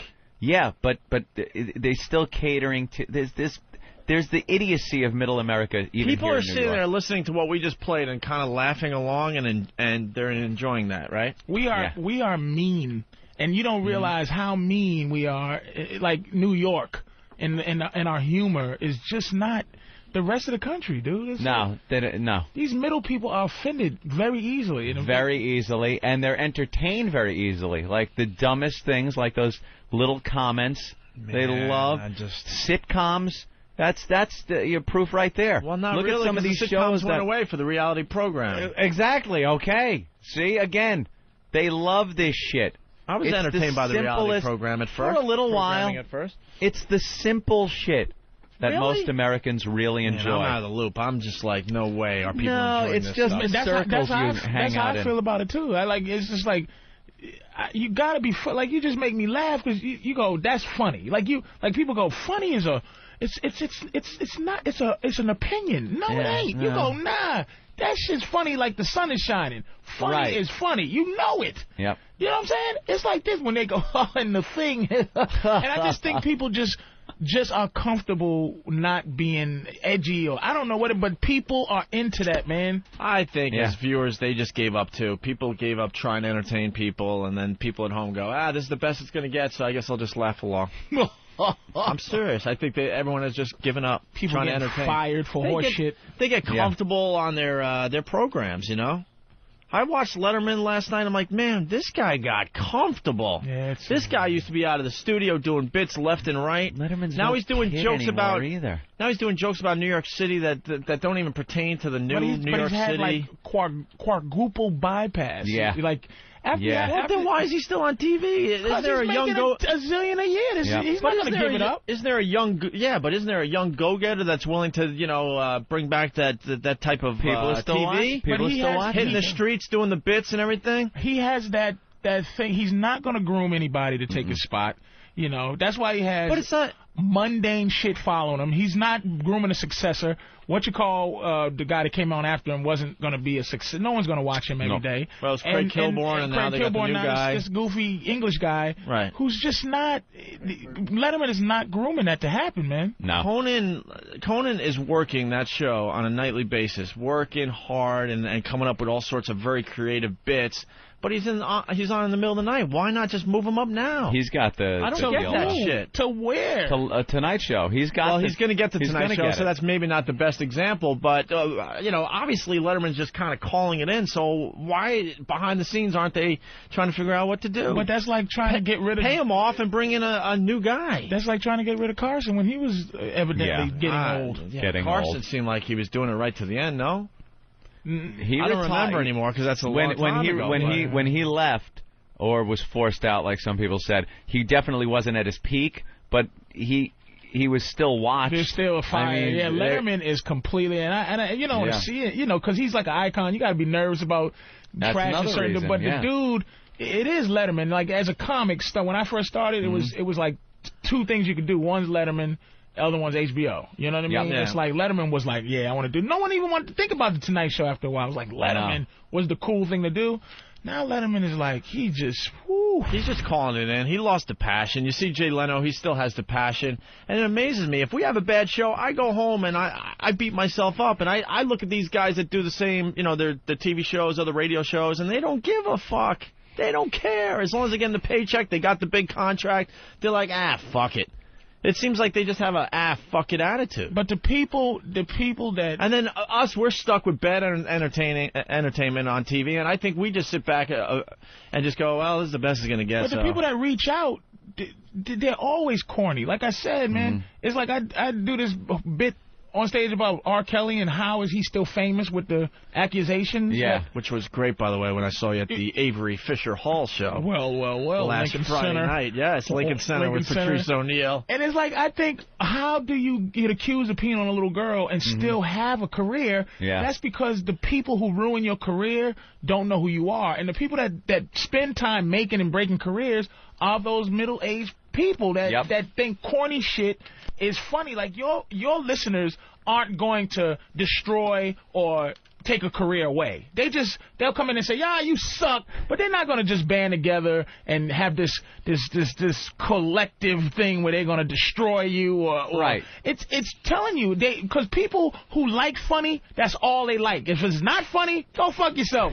If it's funny, that's some funny shit. We're not passionate about anything else except for laughing and having a good time. Yeah. But these fucking women, these blue-haired and goofy bitches that you see, these tourists that come to the city with sparkly sweaters, those bitches are retarded and they got time. And I want to clear this up, too. I don't want all of entertainment to be like us, really edgy and really just putting ourselves out there. But I just want to see more shows and stuff where you could tell the guy has passion to do what he's doing. Right. And he's definitely still trying and working hard. I just don't see that anymore. Why is Seventh Heaven still on?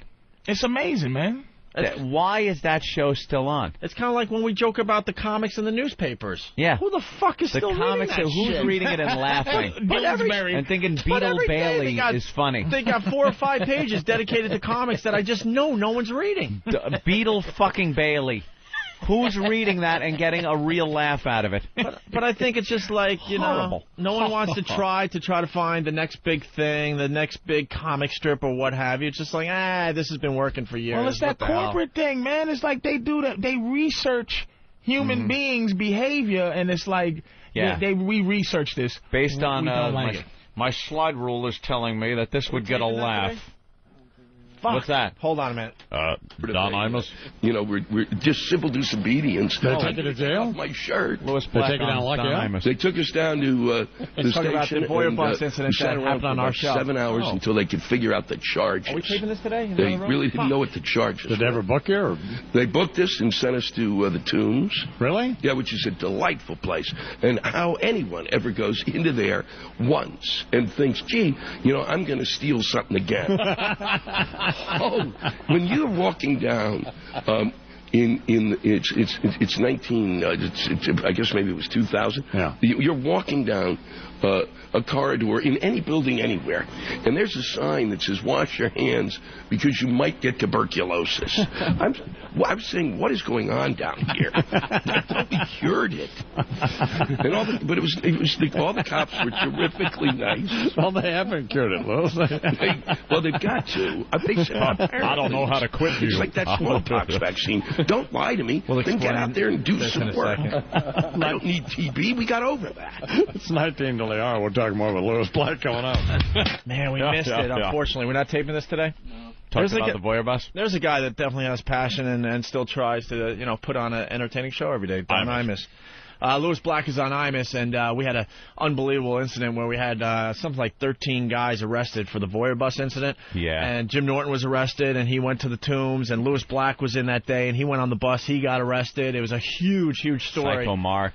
And Louis Black had a book out recently, and I don't even think he mentioned he didn't even mention the Voyeur bus incident. No. That should have been a whole chapter, but that's an example of, I think, people behind the scenes saying to Louis, look, this is not a good idea to write about this. And it's a great story. You should have seen HBO. He got so much mileage out of that story after the fact, topless girls in a bus that was completely glass. Yep. Driving around, showing their tits right down Broadway. People just don't, like HBO, you think HBO just says do anything you want, but it was like, some of the stuff I did, they were like, really? I think it's too much of that. Wow, because Jimmy said he didn't have a problem at all with HBO. Right. It wasn't a problem, but it was a problem. It was insinuated, and it's like, we don't like, because I talk about rape and shit, but I try to make it funny. Nate from Boston heard the whole thing. Nate? How you doing, guys? Hey. Yeah, I just quick watching it here before I left the house, and Imus was on and had Louis Black there, and he was saying that Opie, you must have saw him at a book signing for his wife. Yeah. You guys got a picture together, and he was saying how he was either your father or your grandfather. He couldn't figure out which one it was, and he popped it up on a website, and then he just kind of threw it to Louis Black and started talking about the bus incident when he got arrested. Yeah, we had. It was unbelievable how many people came out that day in New York City. Thousands and thousands of people as this bus made its way all the way down to City Hall and back. And they got arrested on the way back to the, pulled over, and then everyone on the bus got arrested on the way back to the station. What a day. It was an unbelievable day. All right, Nate. All right, punch it out, boys. Thank you. Anyway, that derailed us a little bit. That happens with Imus. Out there, he's out at his ranch. Maybe laying down. So that wasn't a risk of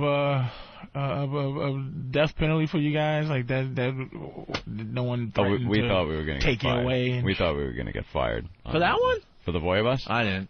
I swear to God I didn't. But Anthony's usually better about that. I thought we were getting fired. That was a huge, police involved, and that got ugly. Yeah, the mayor had to go on TV and comment about us. He called us stupid. What keeps Mayor you Giuliani guys, called right? us stupid. Stupid. after a couple of things like that, and then after the big incident, that doesn't make you David Letterman-ish. That doesn't Lettermanize you, motherfuckers. Lettermanize. Where you go, well, I would, but we're still pushing it. I still feel like we're gonna do something not on purpose that gets us in some deep trouble again. Yeah. It also takes more than a year to concoct to like get the things we want to do together, get the audience that we need to pull off some stuff, things like that. People think you get on the air and instantly you can get 25 girls in a room to sit in a barrel and fucking put shit all over their heads in a barrel. It just doesn't happen. It takes a while to build an audience so you can get the people and they understand the show and know what it's about and become fans and want to come down. So everybody from the old school joint didn't just say, hey, I got XM now, hi. No, doesn't happen that way. No, it doesn't happen that way, and Howard's going to find that out for himself. Yeah, that's a pleasant surprise when you get somewhere and realize you got to build an audience. We have a huge audience, and XM is very, very happy, but the fact is we're still building an audience of new people. Well, there's people that they call up, they're like, I can't get enough of you guys. How long have you been listening? 2 months. 2 months? Okay, thanks. We've been here a year. All the stuff you've missed? Now we got to do it all over again, just for you, asshole. Shit. But there's a website, oavirus.com, that has the Voyeur Bus show and everything else that we've done in the past, I guess. Get it there. Let's say hi to Anthony in New Jersey. Anthony. Hey, fellas, what's up? Hey. Hi. Hey, I happened to catch that as well, and why Imus did say, hey, big fans of the guys. Louis Black said, yeah, I haven't been able to contact them or get down to the studio or hear them yet. And Imus goes, yeah, either is anybody else. So it was a little shot to That's funny. Later, guys. All right, we're doing just fine. And Louis Black knows where we are, and for some reason he's decided not to come by live. We got him on the phone once. Well, Louis is getting big, man. It's the golden handcuffs, man. That's great. Motherfuckers around you not that he's too big to do it, but you get too big you get afraid. To lose something. He doesn't want to be getting arrested again. I would like to think that now that he's getting bigger, he's got bigger people around him, and they're the ones that are influencing him, saying, those people right now. You might want to right. stay away from Opie and Anthony these days. It's a shame. Yeah. It's really a shame. Because we did a lot for him, and he did a lot for us back in the day.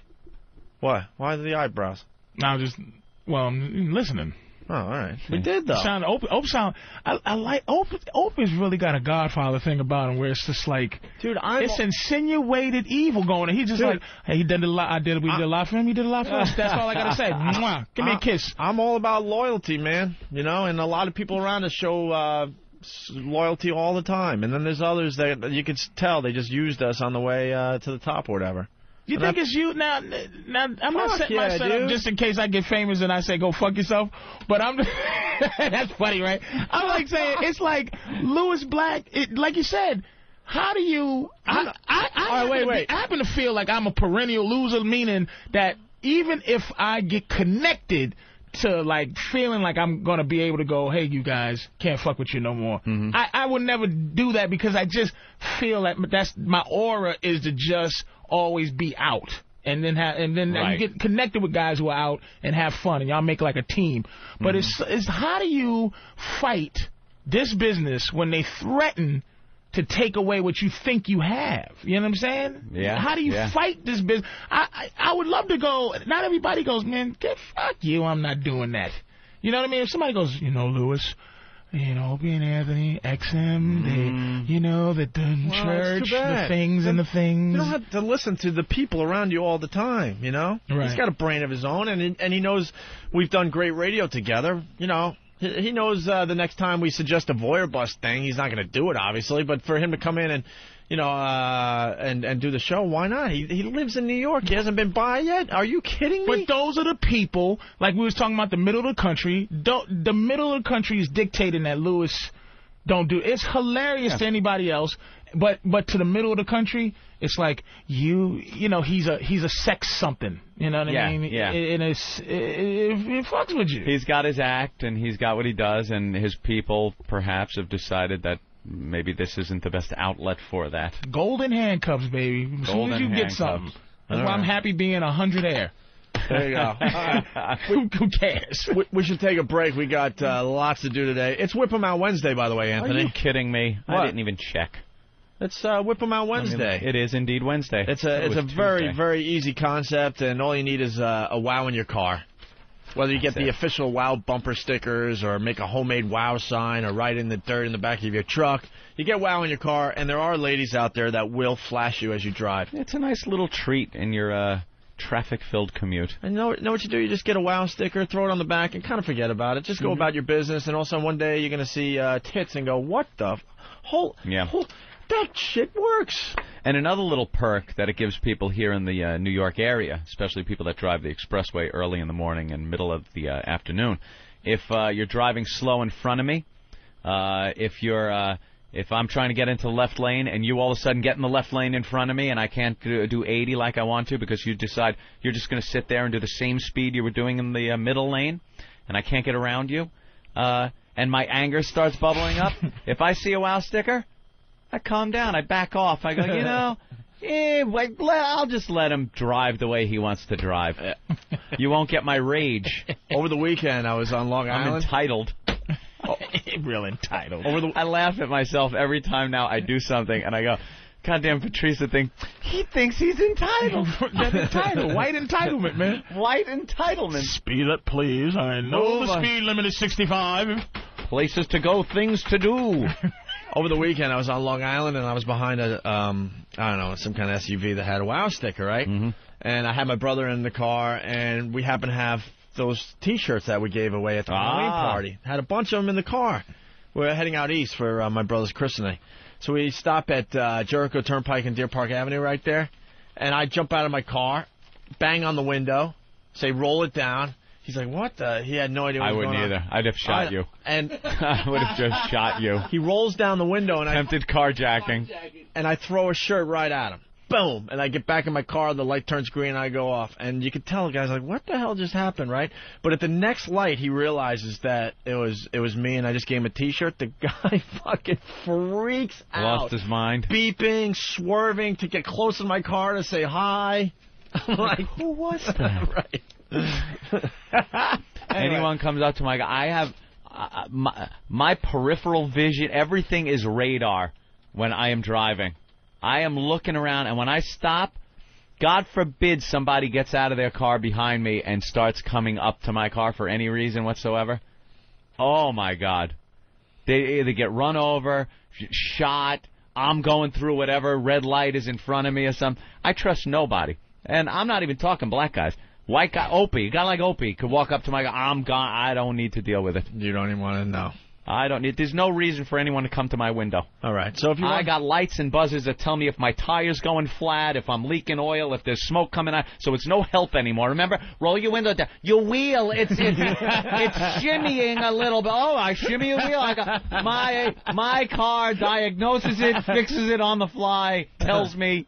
I don't need to talk to anybody. All right, well, here's the deal. So if you're looking for a WOW sticker, because it is Whip 'em Out Wednesday, you just send in a self-addressed stamped envelope to us here in New York City, and we send out the WOW stickers, okay? The address is up on opieandanthony.com. It has a nice little icon to click on. If not, really fast, you can listen to the address on the replay with a little pen and paper. It's 111 West 57th Street, New York, 10019. All right?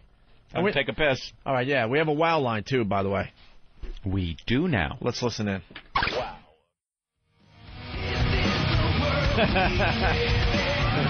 That's one of the big stories today. Patrice O'Neal in studio. That's Disturbed doing Land of Confusion, the old Genesis song.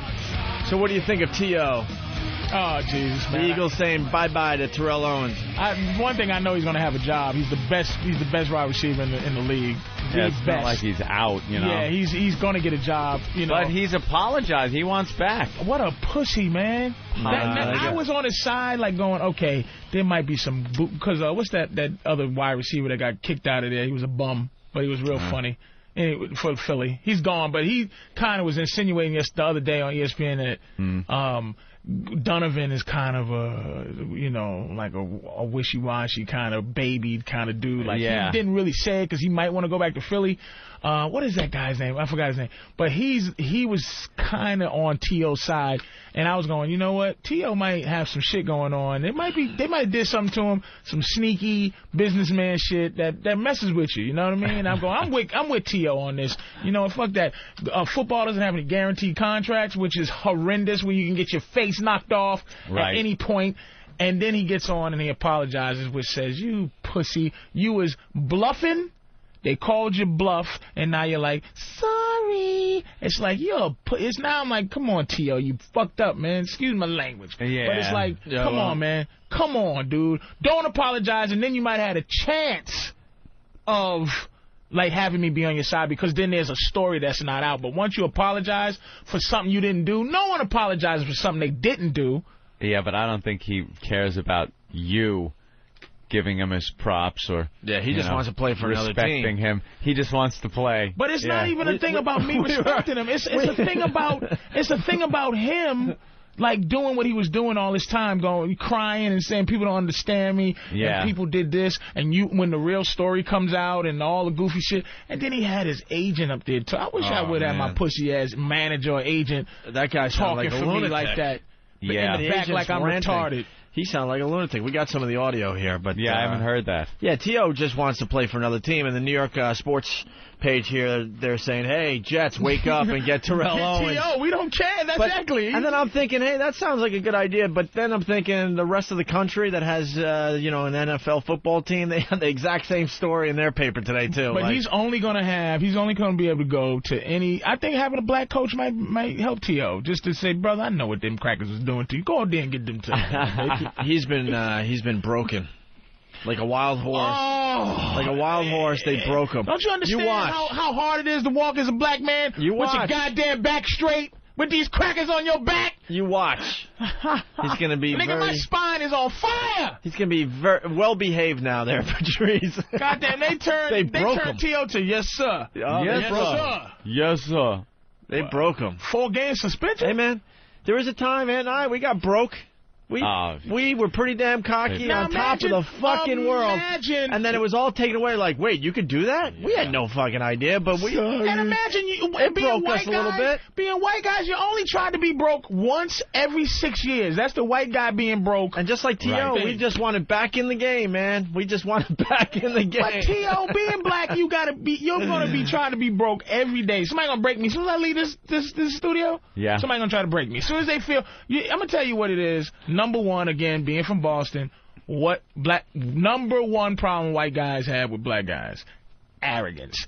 Any arrogant nigga, you will be attacked. Anytime that you're not like a happy to be there nigga, you are in deep shit. You know something, seriously, I don't think it's you got to be happy to be there. It's just it's just the frightening guy. It's the frightening black guy what black guy is frightening anymore? How's T.O. frightening? He's worth $70 million. Well, he's not very frightening.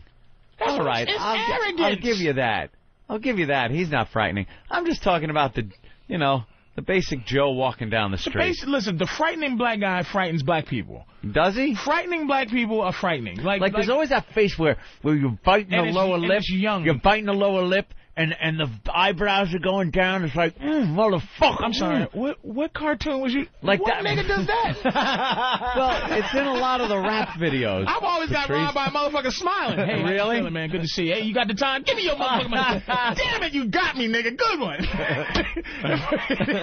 that what I got to be looking for? Excuse me, white man. What's the time, sir? Well, 1 second, nice Negro. And we've talked about that many times. You're right. Yeah. They're asking for directions. Next thing you know, you're waking up and hearing Christmas music in your hospital bed. Which way is north? And then all of a sudden, you hear Christmas music. You wake up, your family's over you in a hospital bed. That's the face. Yeah. Wait a minute. So if you see this coming... Yeah. I won't be able to get close enough to rob you. Patrice, you just making it now? I'm ready to leave the studio. Hey, scaring the shit out of me. Hey. Yeah. You see me coming? Yeah, and I'm out of the way. Motherfucker. At what age do you get to learn that face? Because you all do it. It's the face. It's the face to stay alive. That's all. All right. It's like, okay, I grew up in Roxbury. Mm-hmm. There's a finite number of hardness and like my face. I can make a face to survive in Roxbury. Yeah. I can't make a face to survive in the toughest parts of Brooklyn. My face isn't there yet. No. As a black man, you can say, okay, this dude right here, but this motherfucker, like I can make a face for Harlem. I can make a Harlem face to stay alive. Like, all right, I belong here. But East New York. But East New York. I don't have an East New York face. I can't even fake an East New York face. Can't fake it. Yeah, I'm serious, dude. It's like there's a thing when it's survival. Yeah, look, I'm from here, and do not. You know what I'm saying? I see it in the rap videos of the guys that aren't doing any of the rapping. Like, there's one guy rapping, and all of the guys around him are, they're making that face, and that face scares that. Oh, 50's got that. 50 got that face. Oh, man. my 50, God. 50 has a survival face. He has the face where, you know, that dude has the face of the toughest borough. Now, somebody from the toughest borough might disagree, because I've seen a couple of guys from East New York, and I've seen a couple of guys from Flatbush or, you know, certain parts of Queens. 50 has a real face. But he can also do the smile and how you doing, and then 50, fuck you up. There's some people that disagree with 50. 50 seems like he's, you know, and that's the thing about it depends on, like, that's the thing about me. Like, a dude from Brooklyn cannot deal in Boston because of all the white people he got to deal with. Yeah. It's a whole nother system. Because you only deal with hard niggas in Brooklyn. Right. You don't deal with white people because the police really don't fuck with you. No. They just... New York police really do not... They're not a fucking with you kind of cops. You know what I mean? Like Connecticut. They just, what are you doing? Or these goofy towns, you know what I mean? Yeah. In New Jersey, where you can get pulled over just because they feel like it. New York, so dudes in Brooklyn, they do not, so it's all, their whole life is dealing with, what you looking at, nigga? What? Yo, son, let me tell you something, dude. I'm telling you, yo, like, you see this is my fake trying to get a part in a movie. Black guy. Like, I'll get a part, they go, wow, you were fearsome. But if they get the real motherfucker coming in like, nigga, let me tell you, and there's some dudes in L.A. that you go, I've been to Compton, I've been to Inglewood, there's some dudes, that 1,000-yard stare, there's some dudes that just, you go, do not mess with this dude. I don't care because he can't fake it. I can fake it up to 190th Street, close to the Bronx. Right. I can get as hard as almost the Bronx. I can't get hard but then it as steps hard up as to the next level. Because I got lost one time, you know, around that Yankee Stadium area. It's just a weird, you know. And you get off the highway. And I got lost where the trains are above ground. All right. Once the trains go above ground, it's like, okay, so I really started to feel like a white tourist where I was just like, okay, I should ask this young... I'm telling myself stuff to say, all right, I'm not no bitch-ass dude. I can ask. But I'm driving, I go, should I ask him? I'm going to ask this young cat right here. Excuse me, man. Yo, what's up, yo? I hate to bother you. Do you know how to get to, you know, do you know how to get back down? Because I think I'm facing the wrong way. I don't see New York. Usually from here you can see the buildings that point you towards Manhattan. Yeah. And it's like, yo, nah, no, yo. It's like, all right, good enough. Goodbye. And was he looking you up and down in the car, like looking at what you're wearing and shit? Big guys, never nervous about big dudes. No. Always nervous about little cats. Little dudes who look at me and they're not afraid. Yeah. They don't have any of that thing. Because they got an equalizer in their pants. Dangerous. You know what I find funny dudes. about that? It takes all the way up to 190th Street for you to feel that way. Anthony and I and other whiteys out there. Oh, I don't go over 100. 3 digits. No, you can get 110 now. 110? You can get 110. Because of Bloomberg. And on a nice day 110? at home, you can do 125th. Wow. Fuck even no. And you can go east to west, all the way from east to west, 125th Street. I lose my cockiness at 99th Street. Your cockiness. Oh, yeah, it goes away fast when I see 100. Well, what street? It depends on the street, though. Don't matter. It's a mental thing with me. As soon as I see 100, the cockiness leaves me. The Rosenblatt, the Wiesenthal, or you get up to 190th. Wiesenthal Museum. It's on 90th and 90th and Park. They've actually pushed it up pretty nice, where you can go there, and a lot of tourists are going up now by the Apollo. 115. Yeah, I understand that, but still 100, I start going, uh-oh. Yeah. Oh, boy. You got that old school thinking. Oh, boy. Well, because you don't have a face. You might need a face. Well, you need a face, dude. Well, let's get to the Terrell Owens thing. Him apologizing? Oh, God. Yeah, let's hear the apology. Oh, yes, sir. Someone is saying that we're sticking up for Terrell Owens. No, we're not. No, it's just that before he apologized, what I'm saying is before he apologized, there's always a side story because, like I said, dealing with these businessmen, These businessmen, there's another side. So I'm like, you know what, Terrell, there's a side that people are not honest. They playing them. But no one who's right will apologize like that, man. Yeah. Well, you know why he's apologizing? He doesn't want to be blackballed. He wants to play again. So he can't be. That's the thing. That's the great thing. He's got the talent. He got a marketable skill. He can sell. Wow. He can go to Europe and get paid zillions. I don't think he's convinced of that. I think that's why he's apologizing. That's where he wants to play again. Not having white skills. That's what growing up in Boston I have an understanding. I'm telling you, this guy, I'm going to give this guy credit. I don't think he wanted to apologize at all, but he realizes, holy shit, I might get blackballed. He's a country boy. I might get blackballed. I got to do the right thing here because I want to play again. Oh, Lordy. He has a skill. Oh, no. I understand that, but you never know. He's not worried about it. He's not worried about it. Then why is he apologizing? I mean, I'm sorry. He is worried. That's what I'm saying. He doesn't realize... Because you can see his goddamn agent. He's listening to white guys. He signed that $47 million contract. He was happy as hell. The Philly was great. I was so happy for Philly that they were good. And then he got this asshole, this power broker, who starts saying words that Terrell never heard. And a lot of times black people who don't know white people, when white people are smarter than them, they try to be as smart, and it gets to be.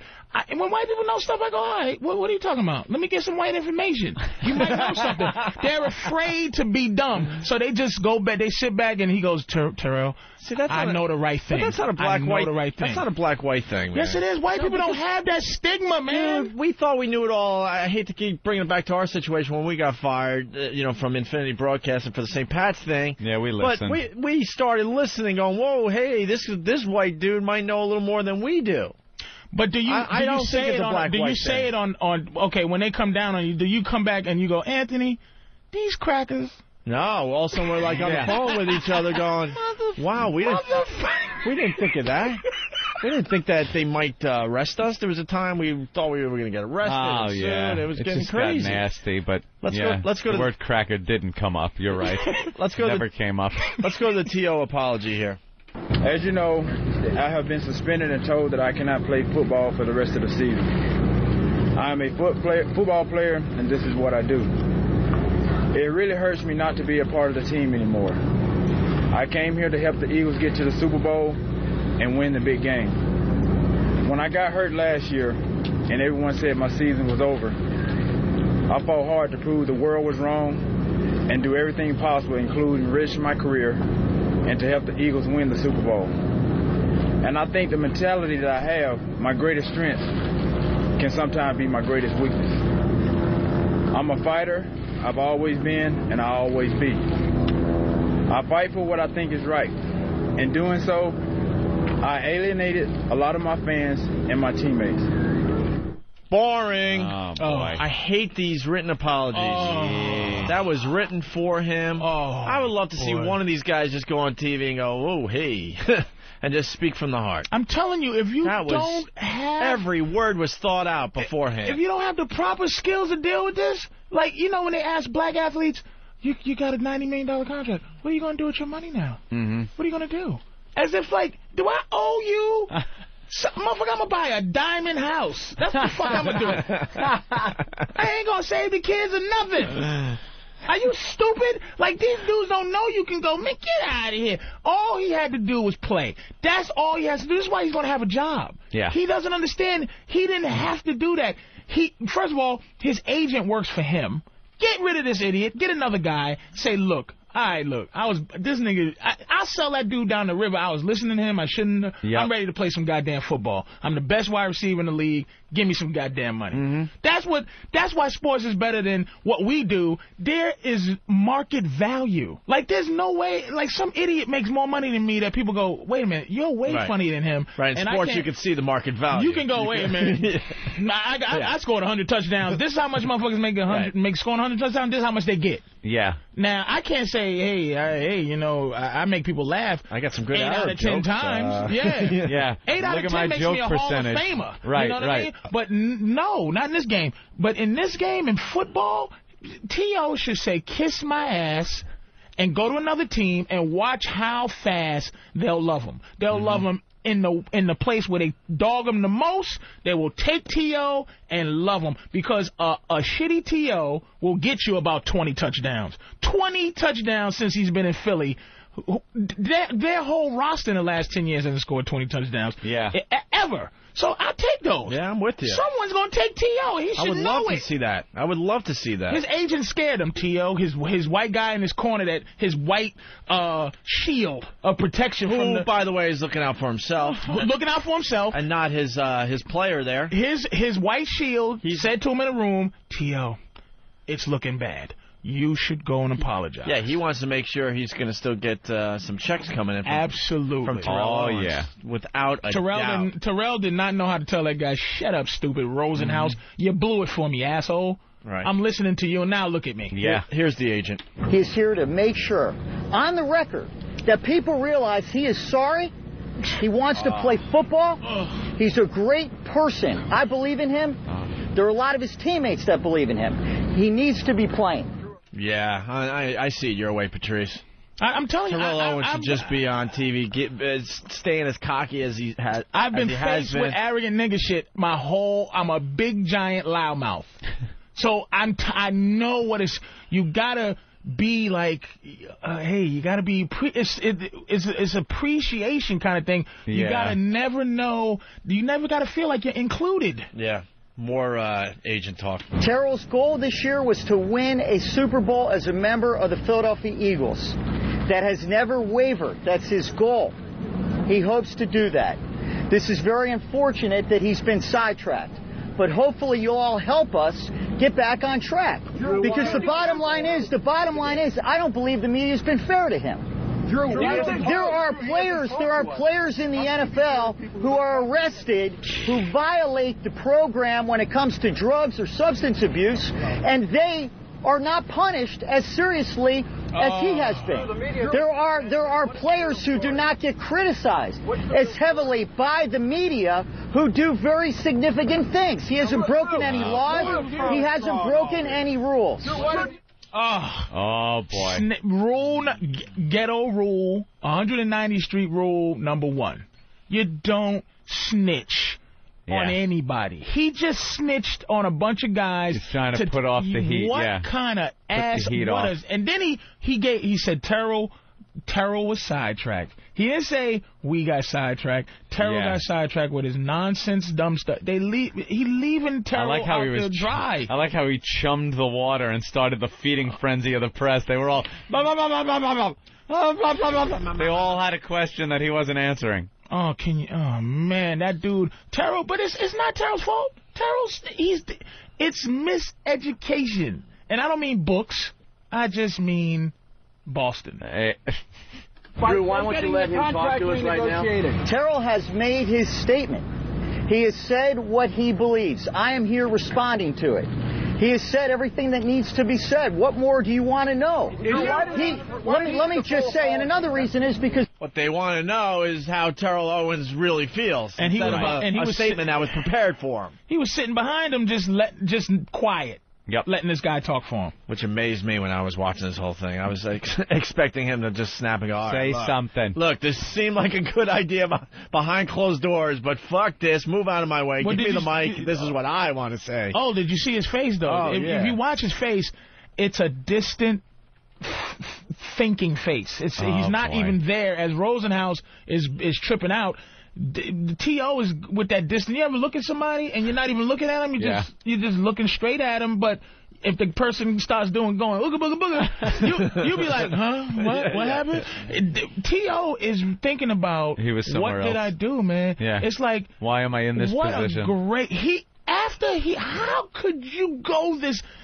When he broke his leg last year and came in the Super Bowl, T.O. was now the greatest athlete in the world.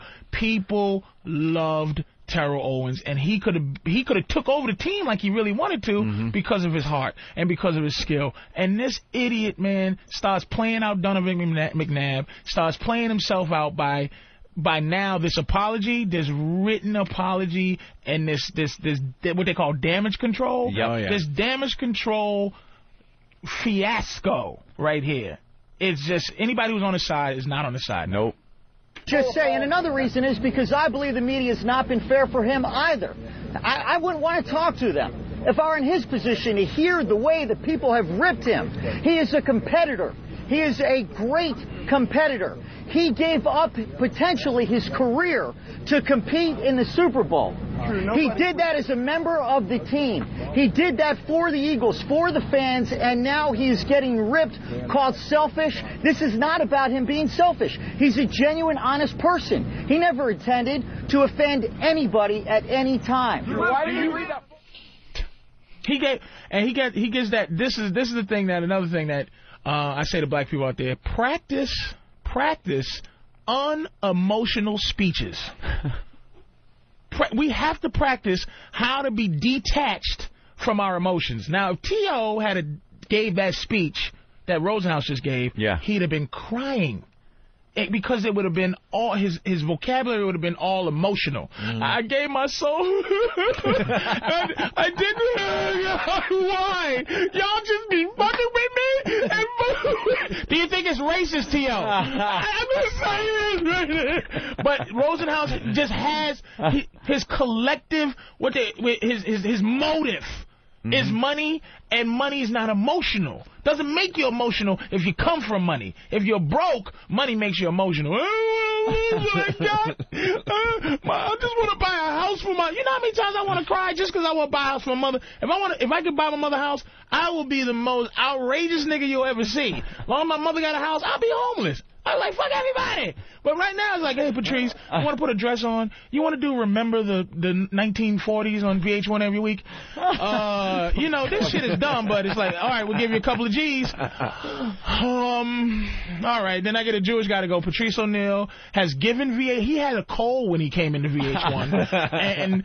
and he came in and did Remember 1922. And I go, I did have the flu. I had the flu. When I did 1925, I was sick. I just want to buy my mama a house. That's all I want to do. That's what you want to do. When you pour, this shit's scary. I just want to buy my house.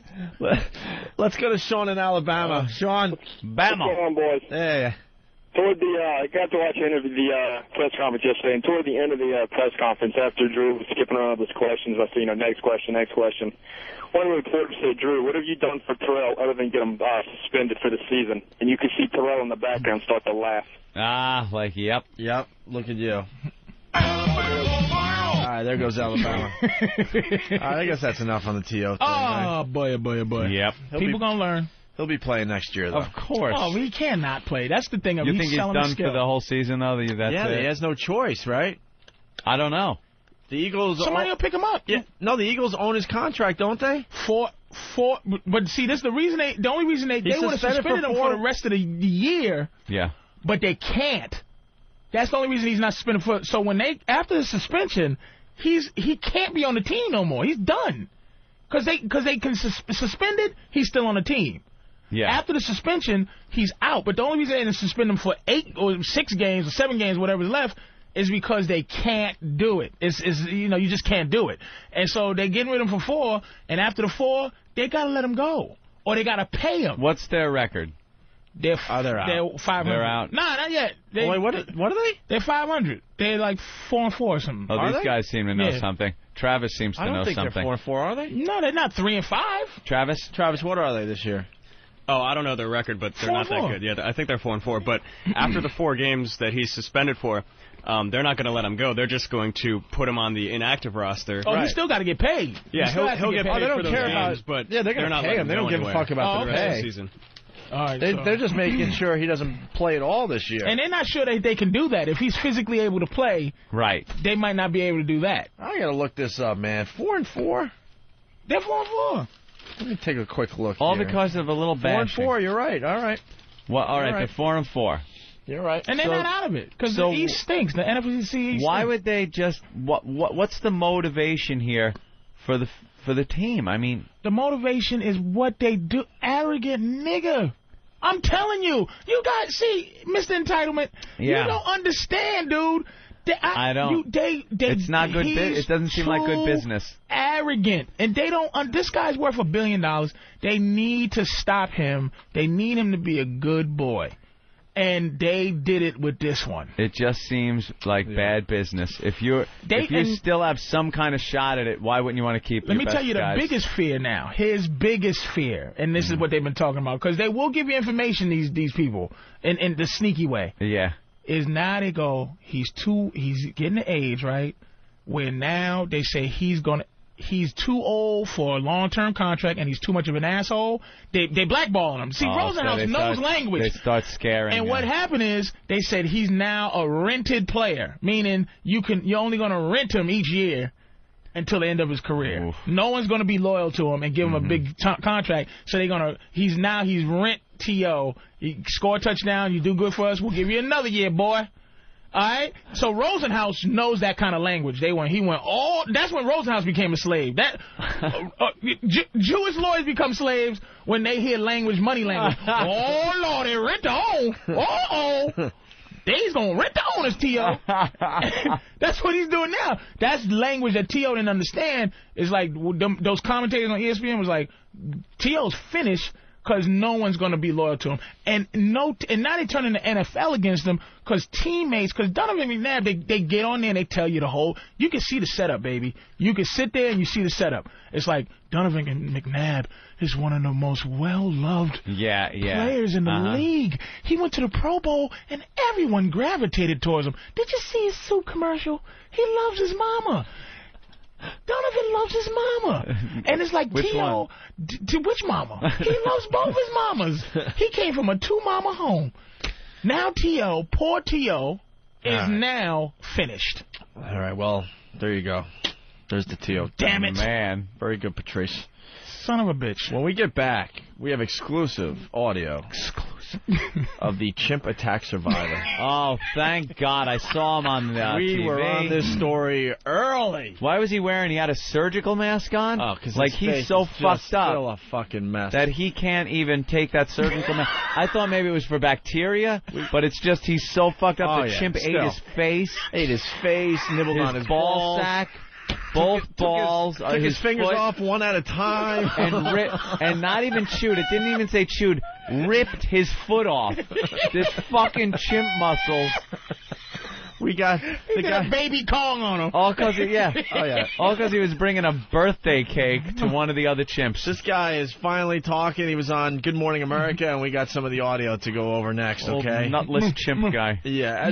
As we go to break, we'll do asshole. this. You got this one, Eric? Or does Derek at? They're so cute in that little coveralls and engineer hat. When you put a little chimpanzee in an engineer hat, like he's going to drive a train. Yeah. And the little coveralls.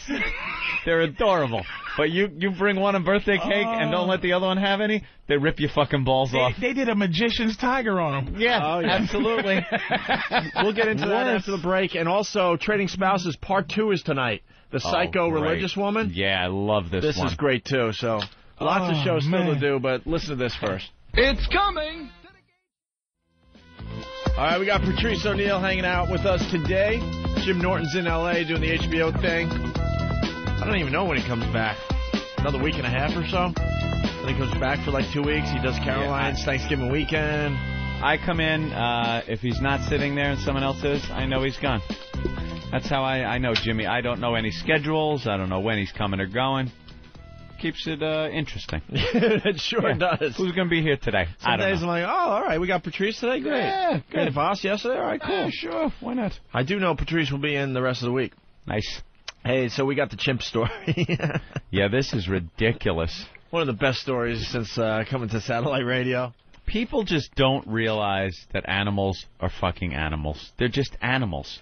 And chimps, no matter how adorable they are on TV, whether you were watching them years ago on Ed Sullivan doing little backflips, or you watch them on the nature shows and the camera. Yeah, you ever see the one where they put the camera on the ground and the little chimp goes right up to the lens and his eyes get real big over by the camera lens. He pulls away. He's very curious. Oh, it's adorable. But they are wild animals with a strength you cannot even imagine. When you're getting limbs ripped off with just their hands, that they could grab your ankle and your foot and pull, and your foot comes right off your ankle. And I can't lie to you. I'm a big. I think you know this. I'm a big animal guy. Like You love animals. Yeah. And I love when they do things like that. I can't get enough. I love when they attack. Even after at stake of their own lives. Yeah. Because people are now like, this guy is now going to be Mr.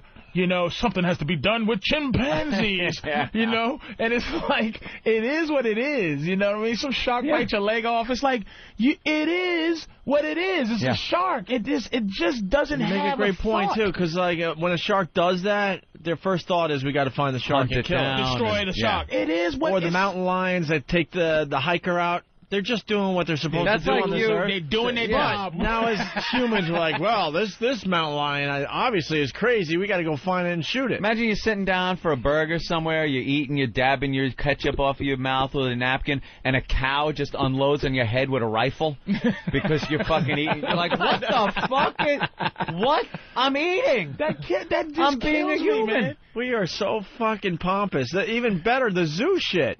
When you're stupid enough to reach your arm into the panda cage and the panda now rips off your arm or whatever, but they're adorable, the pandas. And they rescue you, but now they got to kill the panda. Obviously, the panda was crazy. Yeah, the panda's out of control. The elephant that just... Why wouldn't they just make goes bullshit, knocks the friggin' gates down? I love when they put the elephants in these big cages with those huge wooden gates and shut it. And the elephant at any time is looking, going, I could knock through that in a second.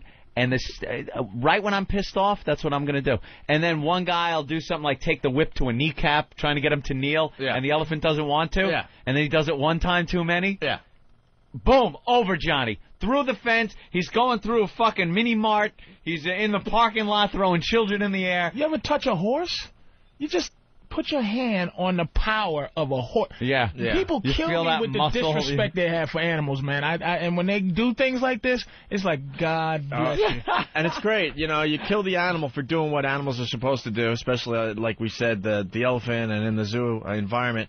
But then, as humans, there's a horrific murder, some small kid. Yeah. You get the guy.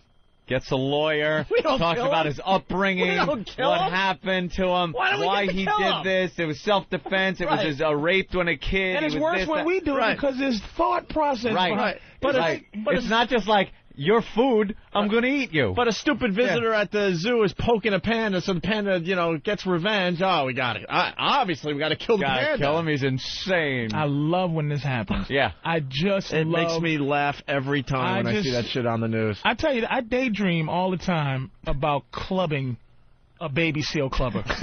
Just clubbing the baby seal clubber. And I would love to do it. I want to know what kind of guy can do that job. Can do that job. I don't care how hardcore you are.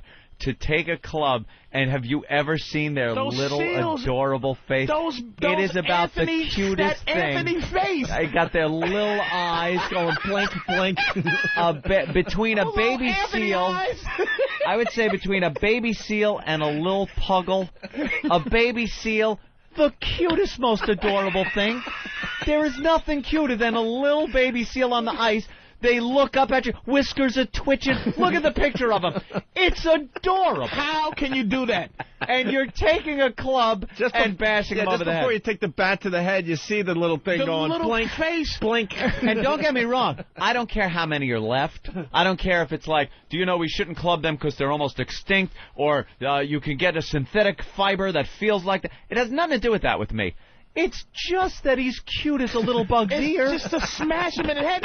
And look at his eyes. And I go, look at that little Anthony face. It's like, you know what it is? If I was a Mexican, I'd try to take him to the bushes. Can't you put chloroform on his face? Something. Can't you chloroform him? Can't you just... You know, he's so cute, you could probably just sing him a lullaby, and he'd go right to sleep.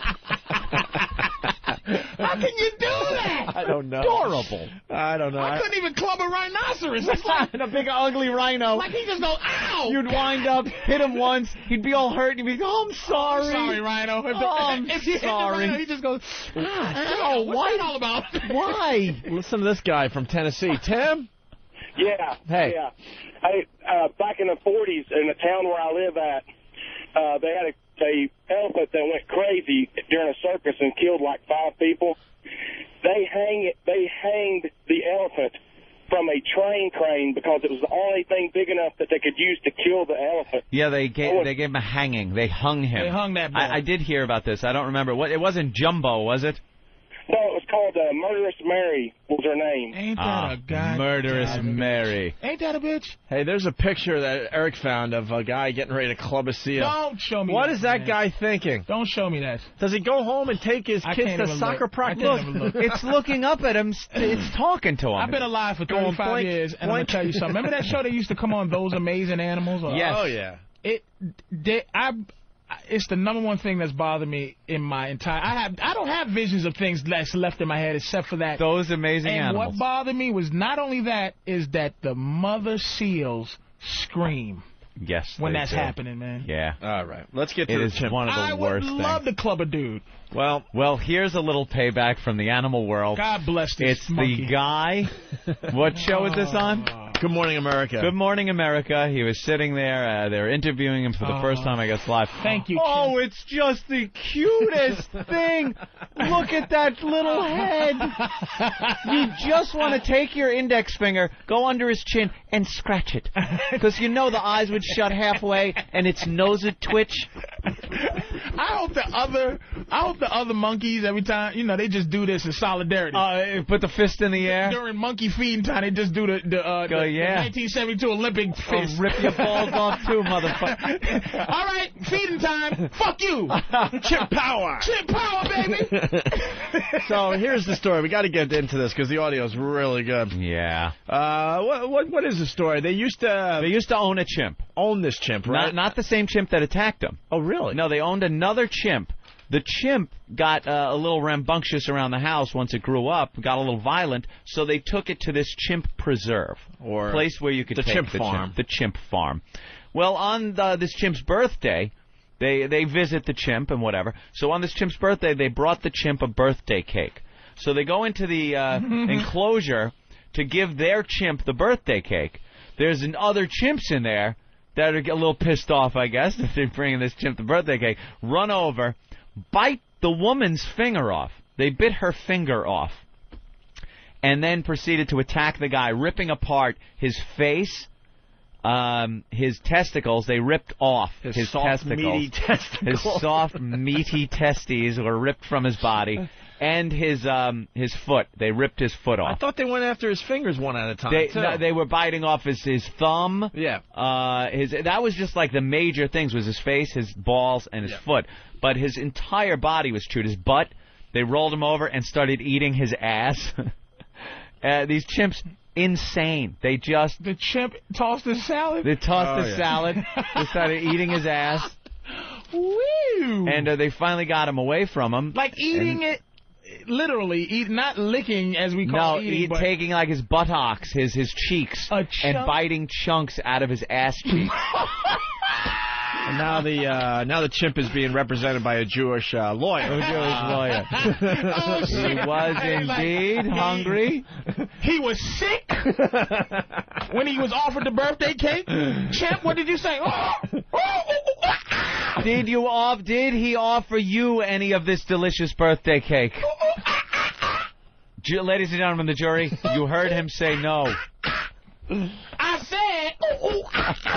All right, here we go. Audio. That's a bad motherfucking chimp. Yeah. Here's some of the backstory, and then we get the audio of the guy, the survivor. Tony, we're going to turn next to the California man who was savagely attacked by the animals he loves, chimpanzees. It is the first time that St. James Davis has actually been able to speak because he had a 6-month hospital stay and more than 24 operations. St. James Davis and his wife became well known after adopting and raising a chimp in their home named Mo. But when they went to celebrate Mo's 39th birthday at an animal sanctuary last year, well, it was a terrible scene. Yeah, it was. Mo, Larry and Curly jumped in on the attack. Well, here they describe the attack. Why you? I hear he was poked in the eyes with the chimp's fingers. And then he should have put the palm of his hand up against the bridge of his nose to stop the attack. Do you think it was all fury, or at some point the chimp was like, oh, what are we going to do to this nigga next? Let's chew his ass. I'm going to chew his ass out. And he's just, this guy's in pain, or it's just pure fury. It is just this animal instinct. For something clicked in this chimp where that guy was a threat to the chimp. In some way, shape, or form. Sexually, a threat to his superiority among the other chimps. There's something that kicks into that chimp mind, and there's no sitting him down and going, dude, the chicks are yours, man. Take the cake. I'm leaving. I'm getting in the car. And the chimp is sitting there going, shaking his head. Oh, okay. Real Greystoke shit going on. That shit is so primal and goes back so far behind before we were even rolling out of caves. That shit was there. This goes deep into the DNA. There's no reasoning. We haven't even discovered that part of the DNA yet. Dude, there's plenty of girls in there. Dude, hey, no, I understand. They're your chimp girls. I'm not here for the chimp girls. Oh, okay. All right. Then we're cool. I'm diabetic anyway. Yeah, I don't know. Keep the cake. Keep the cake, baby. All right, here we go. They describe the attack. Do they describe the eating of the balls on Good Morning America? We'll have to say. It's a little risque.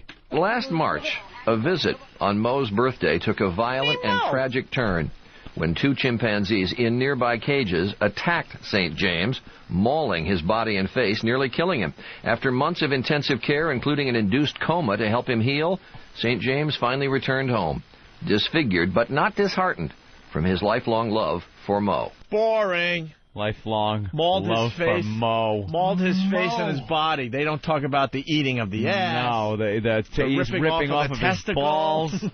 He ripped his balls off, ripped his foot off, and ate his ass. But they have to clean it up for Middle America. But you know what? He had to, at some point, he had to be unconscious when this monkey just kept ravaging. From what I heard, he wasn't. He wasn't. He was trying to fight it off. His wife was also trying to fight it off, and she lost a finger. After the fact, the fight. I'll beat a monkey's ass. I don't give a fuck. A goddamn chimp.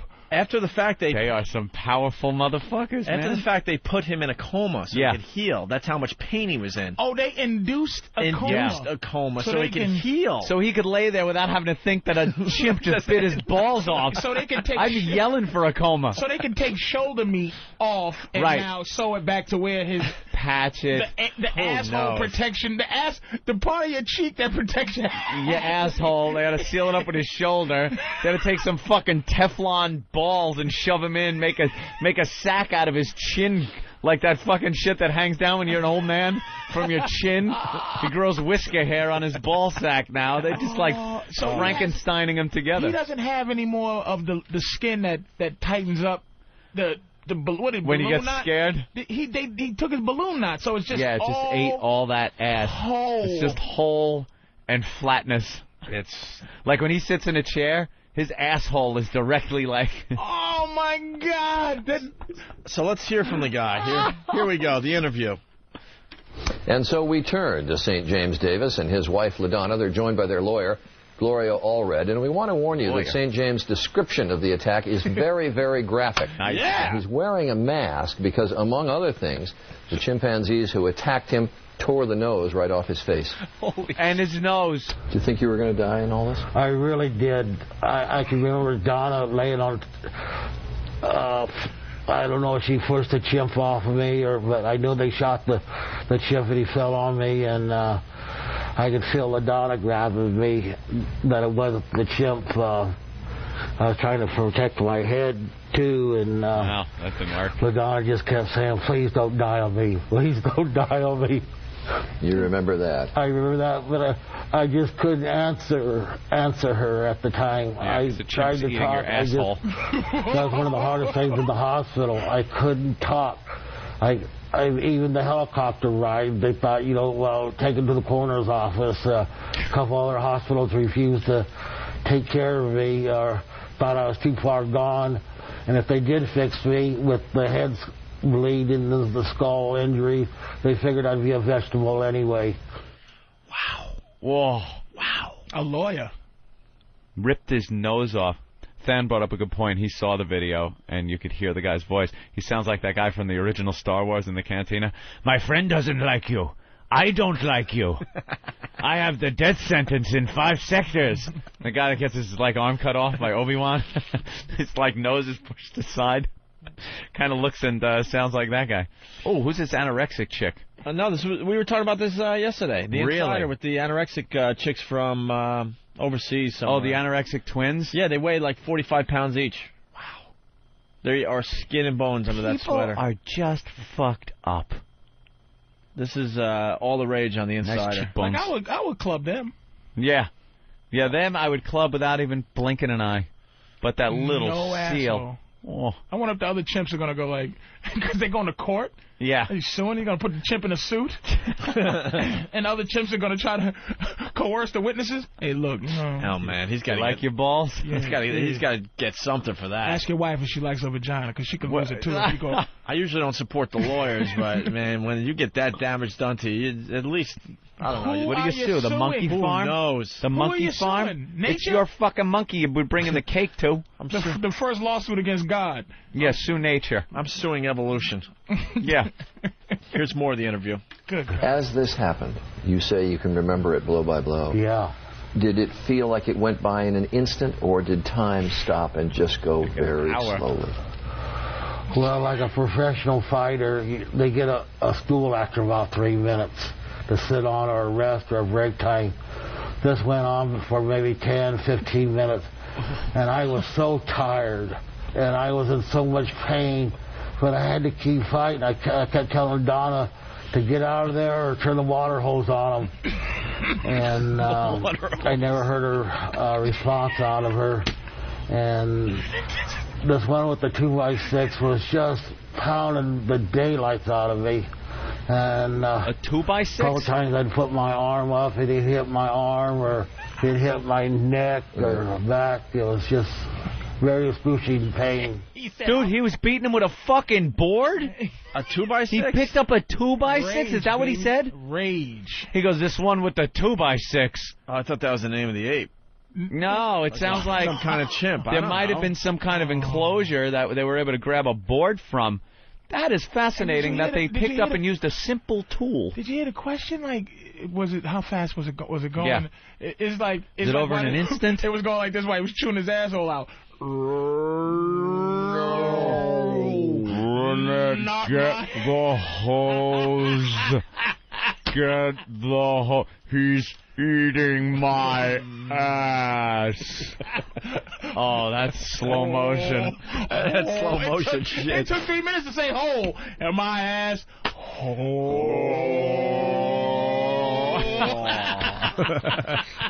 Well, it's been 10 seconds, but at least I still have my balls. Oh, no. Oh, at least I still have my balls. Imagine. Well, 8 minutes in. Oh, that's an eternity. Are you thinking that? Are you thinking that in that situation? You gotta be thinking. Are you thinking what body parts you still have? Dude, you gotta be. And are you watching? Trying to live is like, are you watching the chimp eat your balls in your ass? Eating the nose they pulled off your face? You would think, right, that the chimp would do, like, if the chimp eats your asshole, that the anger you would have would make the chimp go, you know what, I did go too far. Well, yeah, this might be too far. Hold on. Okay, this has been fun. Did you just chew my asshole out? Yeah. Hold the fuck up. Hold up. You just chewed my asshole out, right? And the chimp goes, oh, man, I'm sorry about that. Like Hulk, you ever see Hulk Hogan when he's getting beat up? And he just goes, he starts going, no. Yeah, no matter how hard he's getting hit, he gets up. He's like, You would figure you would get as much anger as the chimp without your asshole. Right. Nigga, I know you done just eat my motherfucking asshole. My ass? Hold on, hold my shit, babe. Now put the hose down. Yeah. Because now I'm pissed. Yeah, like the animals can sense fear and things like that. Can't they sense you're fucking pissed that you're getting your ass eaten by this guy? And like sit back and go, all right, maybe. Yeah, I took it too far. Yeah. And not just go, all right, let me grab his balls. I'm going to rip those off. And his foot and his nose. Let's go to Mike from New York. Mike? Hey, what's up, guys? Hey. Some people call it a chimpanzee. I call it a monkey. Punching out. You can punch out. You are in a ditch. Line. You are in a ditch full of burning jet fuel, my friend. That was a crash landing. Oh, God. Wow. Let's say hi to David in Ohio. David? Hey, He certainly sounded like him. I was wondering if he looked like the guy from Hannibal that was put the lotion on Hannibal Lecter's head. Oh, the guy after he ate his face when he was in the jail cell, and he like tore his face off so he could use it as a mask? Yeah. Oh, he probably did. Here we go. More of the interview. Hey, Mo. So since March 3rd, how many surgeries? 28. 28. I've been through 28, and they roughly guess it's probably another 20 to go. Mostly skin. 26 of them have been asshole surgery. Oh. One face, one ball, and 26 asshole surgery. They're trying to reconstruct his asshole. Call in an asshole specialist from Sweden.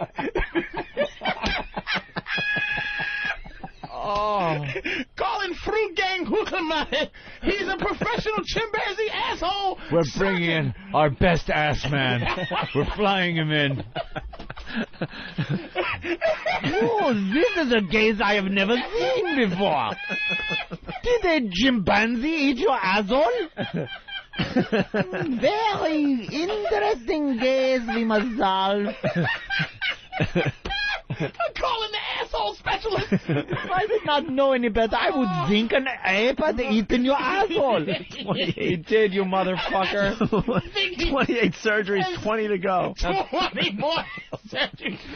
We got 2 more balls and 62 more asshole ones. Your asshole be fixed right up. They're just ravaging this guy like a junkyard Buick, trying to find a fender here. And there'll be a time where he goes, listen, fuck it, keep my asshole the same. Just leave it alone.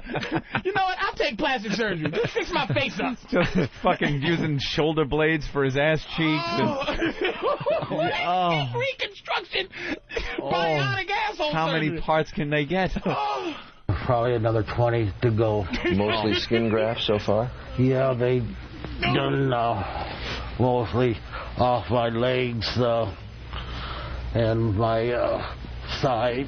And then prosthetically they have to rebuild a nose for you? Yeah, I don't have a nose. Can't do Eskimo kissing. Oh, my God. That's a joke, but not a joke. Yeah. No, it's a joke. Yeah, it's a joke. He's trying to be funny. Can't do Eskimo kisses. He wants to keep this guy like so emotionally in the gutter for this interview. Yeah. He's like, I can't do Eskimo because the guy should have said, yeah, but he goes, that's a joke, but not a joke because you really don't have a fucking nose. And I'll remind you at every turn. And you can't do the bump either. You fucking dick. The guy's trying to like cheer himself up. Yeah. Would you stay with your wife if she had an asshole chewed out? Hey, wait a minute. Would she stay with you like, motherfucker, you couldn't hit her with the goddamn hose? I know. The wife was probably just doing nothing. Get this monkey off me. Or maybe she was getting some payback from their relationship. Yeah, I'm going to get the hose. I'm going to get the hose. Chew his asshole out. Chew his asshole out. Come on, schnookums. We have one more clip. Now, you've got all these surgeries, St. James, to go through still. You have a lot of nursing care to go through, and yet you feel no bitterness toward these animals. Well, little. I know they had to shoot them, otherwise I wouldn't have been alive. I should point out Mo was not part of this attack, right, LaDonna? No, and I only got one glimpse of him as I was going to the dirt to fall, and I looked directly at Mo, and he was scared to death. I don't think he realized what was even happening. Mo. I would suspect, though, St. James, it would be awfully hard to go back to the scene where you got so viciously attacked. I really don't want to go back to the scene. I'd like to have him maybe put elsewhere. I would feel a lot better if we could be together again. I doubt if he even knows if I'm still alive. We're hoping that they're going to be able to see him. Is that we're working on that. You get impatient, I know, but all good things in time. Yeah. You take care. All the best to you. LaDonna, thanks. Gloria, thank you. Thank you, Charlie. Thank you, Charlie. Don't let the doorknob hit you. All right, next. You're chewed up. Are you serious, dude? It's like, and poor Mo, and you know what happened? Let me tell you, because I got a tank full of goddamn cichlids. Animals bitch other animals up. You understand? Like some fish, they just, you know who the boss is. That poor Mo was sitting there like, if he could tell him, don't come in here, man. He probably knew Conga beforehand. Is a dick. Yeah, that this motherfucker is going to just eat your ass if you set foot in here. Mo is bitched up. Mo's like, Mo hey, did man, nothing. you know, don't come in here. Do not come in here. Mo got, like, he wasn't in control in the house, and I bet you he could come back home now and be in control because he dealt with the guy that chewed out his master's asshole. Wow. They had to shoot him, though. And then now Mo's going to attack him because he's going to go, Mo. And he's going to go, who is this scary nigga? This guy. You better get out of here with no asshole. Where's my daddy? He had an ass. My daddy had an asshole. Yeah, but Conga ate it. No way. Oh, boy. Testicles, Mo. We're going to eat some asshole. Hey, Mo, come on over. Hey, Mo looks scared. Mo just sitting in the corner as Larry and Curly eat this guy's ass.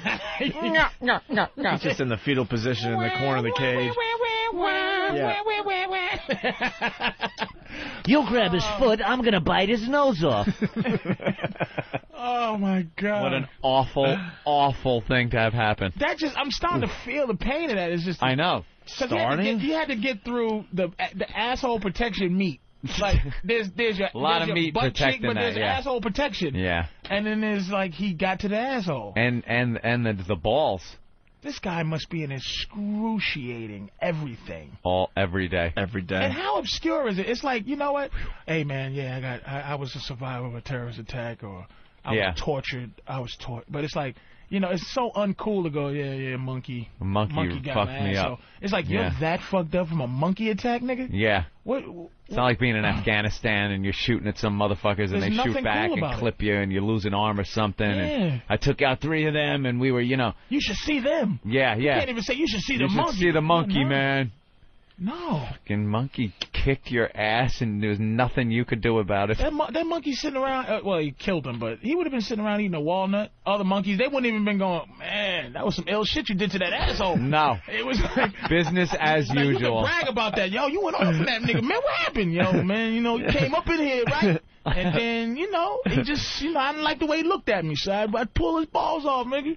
They could have thrown him in Rikers and he'd have gotten off better. But that's a threat that if you made to somebody when you was getting ready to fight him, it would be so obscure, like, nigga, I'll chew your asshole out. Rip your foot off your nose. I'll take your balls off and chew your asshole out. You better shut your mouth. Let's go to Dave in Massachusetts. Dave. Ramon gets me an asshole. Punch it out. All right. Hey, we should take a break, Anthony. All right. Before we go to break, one last thing. You know this arch enemy thing? Oh, the meeting with an arch enemy. Arch enemy. I'll play this audio that Tom came up with, and then I have an update, okay? An update? A very good update, yes. Your friends become your enemies, and your enemies become your friends. A lot of people talking. Isn't it funny when you read the message board, the speculation thread, and they grab like a word that was said during a sentence and just run with it, and it's completely wrong. BCN and that is great. Right, love reading those. And then we hate everyone that was at WAF. Jeremy. Tim Sabian, Jim Brewer used to be a great taking a meeting with an arch enemy in the very near future. With an arch enemy. You got to think they're going to help us eventually. I believe this meeting will be going down in the very near future. You're meeting with Mr. Pat Morita? No joke. An arch enemy. We might not have a choice. Might not have a choice at this time. That's how I'm justifying this stupid meeting, by the way. It all makes sense now. It has to happen. It has to happen, Anthony. This enemy now would be a friend. Beyond AM, Beyond FM is XM. It has to happen, Anthony. You lose all your friends, and then your enemies become your new friends. The arch enemy? Yes. Will be revealed on Friday. Friday? On Friday. Ooh, the big reveal. The big reveal will be on Friday. Mm-hmm. Oh, yeah. Oh, yeah. This definite? Huh? This is definite? Yeah. Mm-hmm. I believe that's when the press release there's out. A press release. Oh, yeah. The arch enemy has been hired. Oh, it's been done. The arch enemy has been hired. When's the meeting? Before or after the press release? Probably after now. After now. Feeling a little bit under the weather. Had to cancel a lot of meetings. Didn't the meeting have some influence on whether this person was coming on board or not? It will all be revealed Friday. Very dramatic. You're checking out the Opie and Anthony program on XM Satellite Radio. The O&A virus spreading across America, and in the very near future it spreads to XM Canada and to DirecTV, Anthony. Isn't that great? That is very, very cool. We'll be heard all over Canada and on DirecTV. We're already international online. Yeah? You get XM online. We've heard from people in Iraq. We had some dude from Nova Scotia. He didn't get on the show, but he was calling in. We didn't get to him in time. 911 audio from the tornado thing from Indiana. Tornado thing. Oh, the tornado thing. Very tragic. 911 call? Yes. Let's go to it, see what this is about. See what it's about. In southern Indiana, residents of a mobile home park destroyed in Sunday's deadly tornado will be allowed home today. They are being given a couple of hours to search the wreckage for personal belongings. Meanwhile, we are now hearing frantic 911 calls that victims made in the wake of that storm. Evansville 911. Oh my God, there are cars upside down. Do I need to go see if there are people in these houses? There's no houses, sir. There's nothing. There are no houses. There's nothing around us. My brother's bleeding and so is my son. We got people trapped in these trailers out there. Sir, we have got everybody coming as quickly as they can. Okay, so I hear people screaming everywhere. 22 people died in the storm. Dozens are still in the hospital. That's just nuts. Are there people in those houses? No, there's no trailer left over here. There's trailer park. Is this God's thing? Is this God's will again? Of course it is. The finger of God. Yeah, man. Just goes down there flicking fucking towns. Poof. That shit is insanity, man. I was thinking about these national disasters the last couple days, and some people are like, yeah, I see, it's it's just attacking the poor people and the people that we don't really need on this earth, and New Orleans, look who they took out, blah blah blah blah blah. And I was thinking about that, like, that's pretty interesting, right? Yeah, but rich people, they deal with different disasters. Well, no, what it comes down to, though, with these natural disasters, a long, long time ago, our ancestors figured this shit out for us. It was trial and error, and figured thank this shit you. out. I bet you there was a time they tried to build a city in Tornado Alley and said, you know what, this shit ain't going to work. Nah. This ain't working, so we're going to move to a place that's a lot safer than this. Then they tried down in New Orleans, and all of a sudden they get a flood from a hurricane. And say, that ain't going to work. That ain't going to work. We got to stay away. Maybe we'll move a little further up the coast. The educated people with the money figure Florida, this. Let's face it, South Florida's not a whole bunch of poor people. You know what I'm saying? No, but they get the hurricanes. Yeah. The hurricanes are serious business. But see, the whole Florida thing is a new phenomenon. I mean, with the old people moving down there. Well, what, 30 years? Not much more than that, but I'm talking about this other shit. Our ancestors, people that we have no idea what their names are in our own families, figured this stuff out. Fires, man. Fires always are burning up some rich people, and mudslides is always it's rich people dealing with mudslides. That's California. California with the earthquakes and the mudslides. There's really nowhere you can go. You might as well abandon the state. Yeah, but then that comes down to people just saying, I know the risk, but man, look at the view. Fuck it. Beautiful. I'm gonna go for this. I'm talking about as a whole society. They decided not to build New York City in the middle of Tornado Alley. They knew it just would never work. New York City has a day after tomorrow coming very soon. What? One of those gigantic tidal waves is on the way here. Ice Age tidal wave thing. Shut up. As soon as the Canary Islands fall in the ocean. Yeah, exactly. I watched that shit.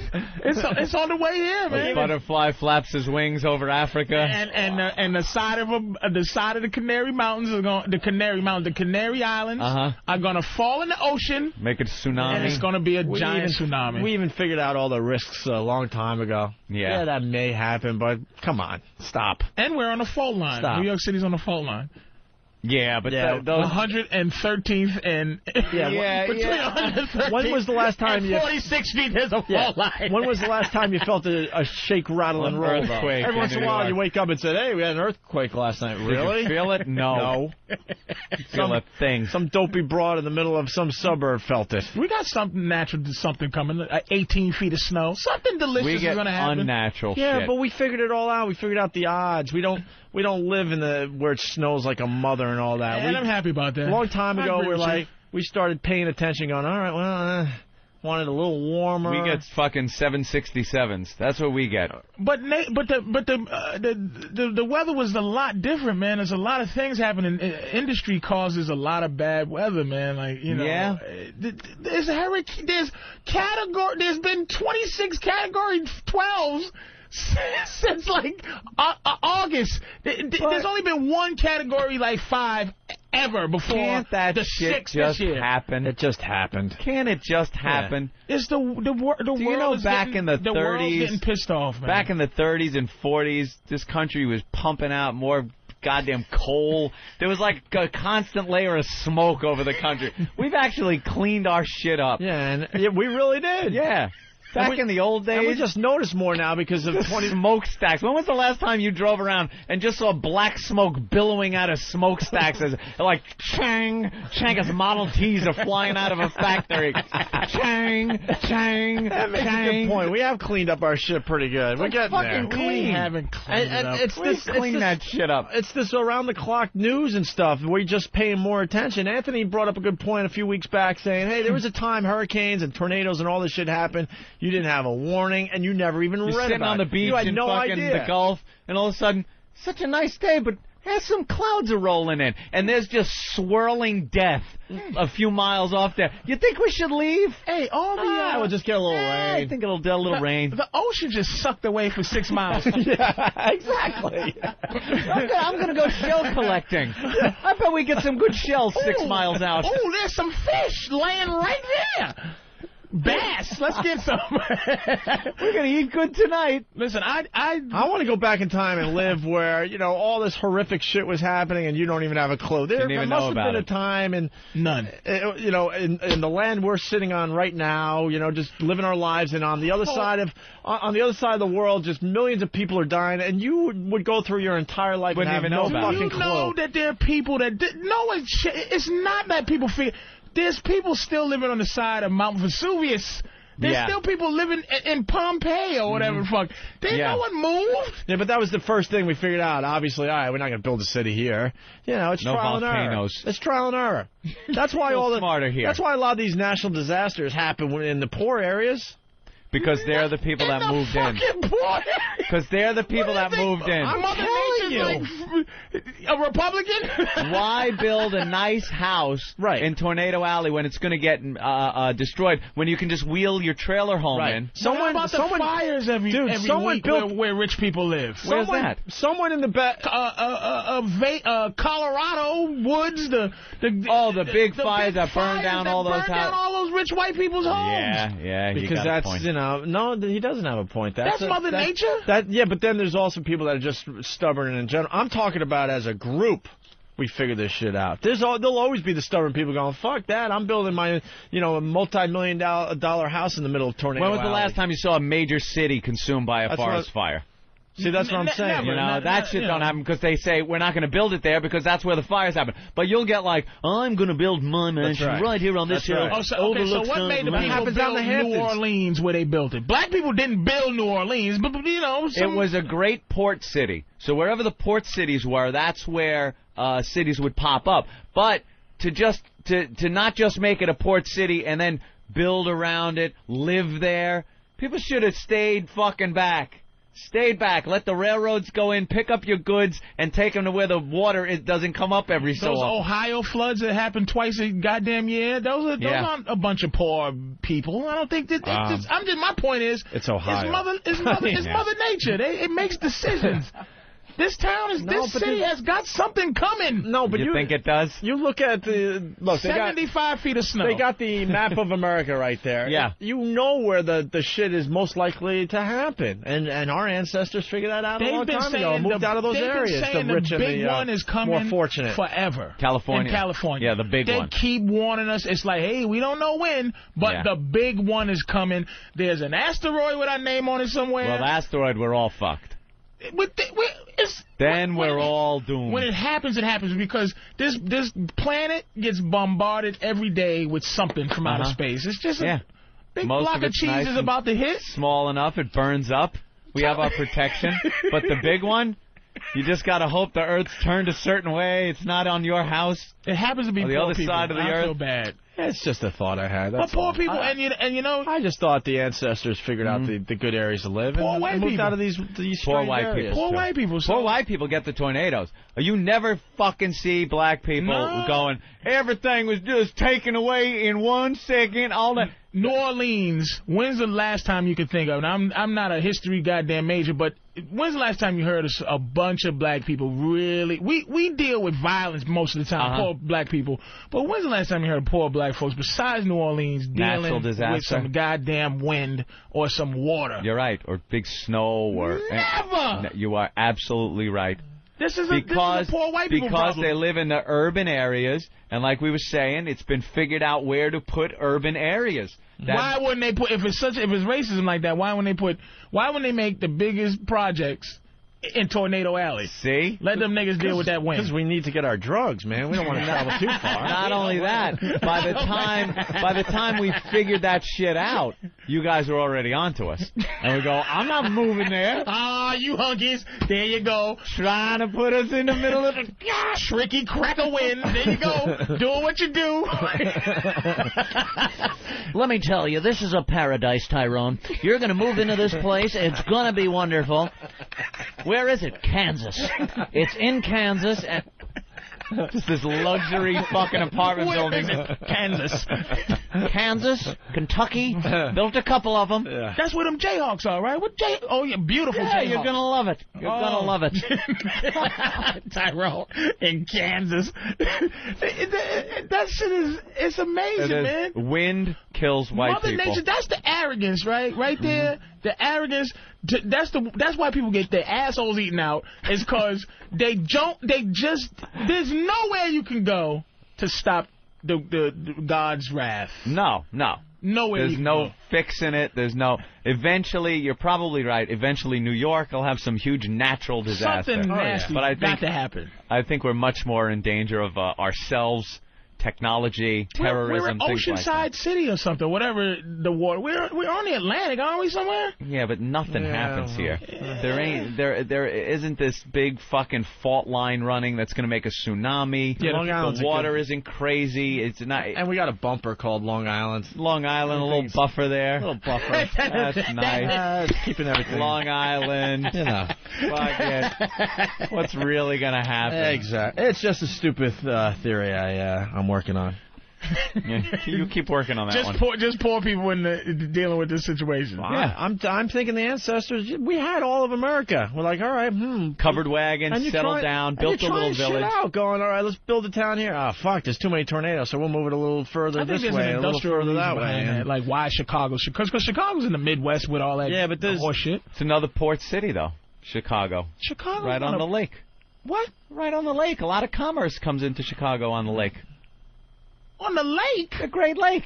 There's a Great Lake. But isn't only... There were a lot of There's no outlets. Is there an outlet for that lake? You could get up into Canada. You could get out. Didn't Lewis and Clark find a way? Or that other two guys? I don't know. The lakes they're massive, man. And there were a lot of Henry cities. Hudson. There were a lot of cities on the lake, and now they're not rebuilding those areas anymore because they don't want to live there. Where's that? Like Buffalo. Oh, has its problems. Well, see, that's a stupid city. That's the dumbest city in the United States. They had a lot of industry up and down. I'll say it. Up Buffalo. and down the coast to the right. That lake there. That is somewhere that Buffalo the dumbest city. Years ago, when Opie was talking about when we would trial and error, you set up a little village. If it lasts, it builds. It gets bigger and bigger. If it gets blown away or frozen over or something, you move on. You go somewhere else. Buffalo, for some reason, decided, hey, this place is a fucking freezer, but let's stay here. And every year they get snowed in to where, you walk down the sidewalks and the snow is over your head, right? I spent like 3 winters there. There's no It's reason gotta be snowing to have a major city in that kind of cold. So. But God bless them. Wow, sit there watching their. They just knew where to build them. Like they built them there, and they said, "Oh shit, this is how many towns? How many of these like booming fucking honky tonk piano playing saloon places just blew away? Yeah, but like, then this is great. Who was alive to go? Maybe we should. Listen to me. It would take too many years for trial and error to go. Couple of hundred. You know what? That's where the Doppler comes in. That's where you go. Oh, that people move now. They didn't move then. They stayed. No, I think their town blew away and they said, "Fuck this! And the architect Pack up died. the wagon. Yeah. We're going." Yeah, we're gonna. And then they'd hook up We're gonna somewhere move else. to higher ground or what have they talk to some people and go, "Did your town ever blow away here?" And they go, "No." All right, we'll build. Then they lick their index finger and go, "Okay, this feels okay here. All right, the finger 5,000. The finger 5,000. This took hundreds of years, and I think we're still trying to figure that out. Still trying to figure it out. Yeah. Definitely. Now we get hit by those 100, 200-year storm things that happen and go, see, Look, we didn't know. Because Arizona's becoming the new rage for the old people, right? Maybe because of no pollen but it's 112 all the old degrees. people It's said, dry heat, all the old people said, fuck, we could get around America a lot faster. Let's move south and live in Florida, right? But now maybe they're starting to figure out it wasn't the greatest idea after all, and now they're trying out Arizona. It's happening as we speak. It's 10,000 degrees. People, you can't escape it. It's happening as we speak, but in general, I think our ancestors figured this shit out. I like dealing with the snow. I'll take the snow. I feel comfortable that even if there's some evil snowstorm, that we could still make it. You've been to L.A.? They don't have a lot of large buildings. Well, because of the earthquakes, man. Yeah. Well, there was a time they were building large buildings, and they kept being knocked down, saying, like "What the fuck are we doing?" San Francisco had to be knocked down a few times before they realized you can't just. But why didn't they realize get out of there? See, that's going to your thing. Okay, I think why not? Let's get the hell out of here. It was later on, and they started looking at it and going, This is a great place. We can beat this shit. Yeah. Now let's start putting shock absorbers in the building. We are pompous and stuff. We can beat this shit. We can beat this shit. Yeah. So we'll just build shorter buildings. Shorter buildings. And that's our problem. We can beat this. You might as well just live as best you can. But everyone jokes about Tornado Alley and, why don't they leave? It's just poor people. They're just... that can't just go. Where else are they going to go? That's what they got. That's it for them. You just can't just get up and go when you're poor. And if you don't have a big extended family somewhere, where are you going to go? I'm just, you know what? I think I'm going to go on to New York. Let's rustle up the horses and ride out of... Jed, pack up the car. We're going to New York. What businessman that owns a big company is going to take the chance to build like a huge Walmart in the middle of Tornado Alley? Seriously. Well, there are a few of those, but... Well, you think, okay, let's take it when they finish building the new World Trade Center, right? Yeah. Are business people going to still rent office space in there? Yeah, because just like San Francisco thought they had the earthquakes figured out and fixed it, we can fix it. Yeah. Now we got defenses in place. Odds are it's going to be very hard for them to get a hold of a few fucking passenger jet airlines these days. Very hard for them to pull that off again. That's a one-time deal. Let's say hi to Jim in Colorado. Jim? Oh, hey, how's it going there? I was just calling to say that most of our cities and stuff like Boston and Chicago were Indian villages. Yeah, the Indians and they've been here for quite some time. They had a few hundred years themselves to figure out where to live. Yeah. That's right. And then we killed them with killed those motherfuckers. I'm glad he said that. That's funny. Well, and we murdered them all, took their land because they said, damn, these Indians are living pretty damn good. They did all the work for us, and then we swept in and said, this is a good place to live. Here. Winter, no buffalo come. No, build 'em here. Big wind sent down to destroy planes. We live... Oh, so you're saying here's cool? Yes, here good place. All right, Thank you. Thank you. Know something? That's actually genius, man. Anything that makes sense to me, man. That makes a lot of sense. The Indians came. They were here. How long you been here? Many moons. Many moon. And it's like, all right, nice talking to you. Here's some liquor and some corn. Nice talking to you. Anything bad happen here? No, but last village, big spinning wind god come. Take village away. Spinning wind god. Okay, we don't live where spinning wind god is. Right. I gave my daughter last month. Me give daughter last month. Still. Spinning wind god. Spinning wind god. Then we move further, so more warmth, and we go to water. But then big spinning water god come and take village away. Oh, we're spinning water god. I don't like the sound of him. Where else to go? I don't like the sound of him. Went west, further toward where sun set him, and then. Big shaky god, shake our village down. I'm glad you're seeing it my way finally. But the Indians, there's some logic in this. That's okay. There's some logic in this. I go with that because at least it gives the Indians the. I like a story that makes white people the villain. The bad guy.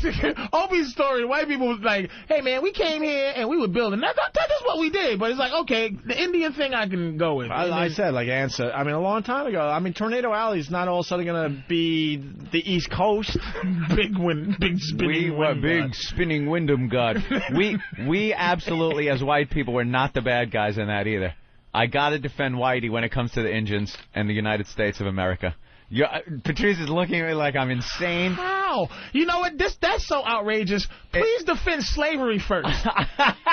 First. Because that's so outrageous that you would say we're not the bad guys in this? I have to explain why. That's why they own these casinos now, because of your goddamn guilt for what you did to them. Go. That's not guilt. That's them finally coming around and saying, let's assimilate and find out how to make some money off of these white people. No, that's like because they said, okay, listen, this is what we fucked you over so bad. We're going to give you this land, and we're not going to. Our government has nothing to do with what you do. So they got smart and built fucking casinos, and they can't tax them. Right. They can't do all of that shit. It was classic. We're sorry for what we did. Right, because we'd have absolutely been able to say we're going to tax you, we're going to do this, and go fuck yourself. What are you going to do about it? Right, man, it's guilt. But in the beginning here, I'm talking when we first came over, as a race of explorers and conquerors. Criminals! Well, no. You know what? It's a different time now. Let me ask you something. It sure is. You ever play Monopoly? You ever play Monopoly? Yes. Doesn't your strategy change from the beginning of the game to the middle to the end of the game? Yes. The beginning of the game of what I call civilization on Earth. Okay. I call it the beginning of imperialism myself. It was different. You went somewhere. If you were stronger than who was there, you took their shit. If someone else was stronger than you, they took your shit. Up until a certain point when we started figuring out maybe this isn't right now because of the times we're living in. But at the beginning, it was all a matter of coming over, kicking ass, and taking the property. Conquering. The beginning of Monopoly. What do you do? Click, click, click. Move your dog, move your thimble, buy. Buy it. I'm buying. I'm buying this. I'll buy that. Everything you land on, you buy. Then once you have the shit, now you start negotiating. I'll trade you Park Place for all the yellows. But how do you trade what you took?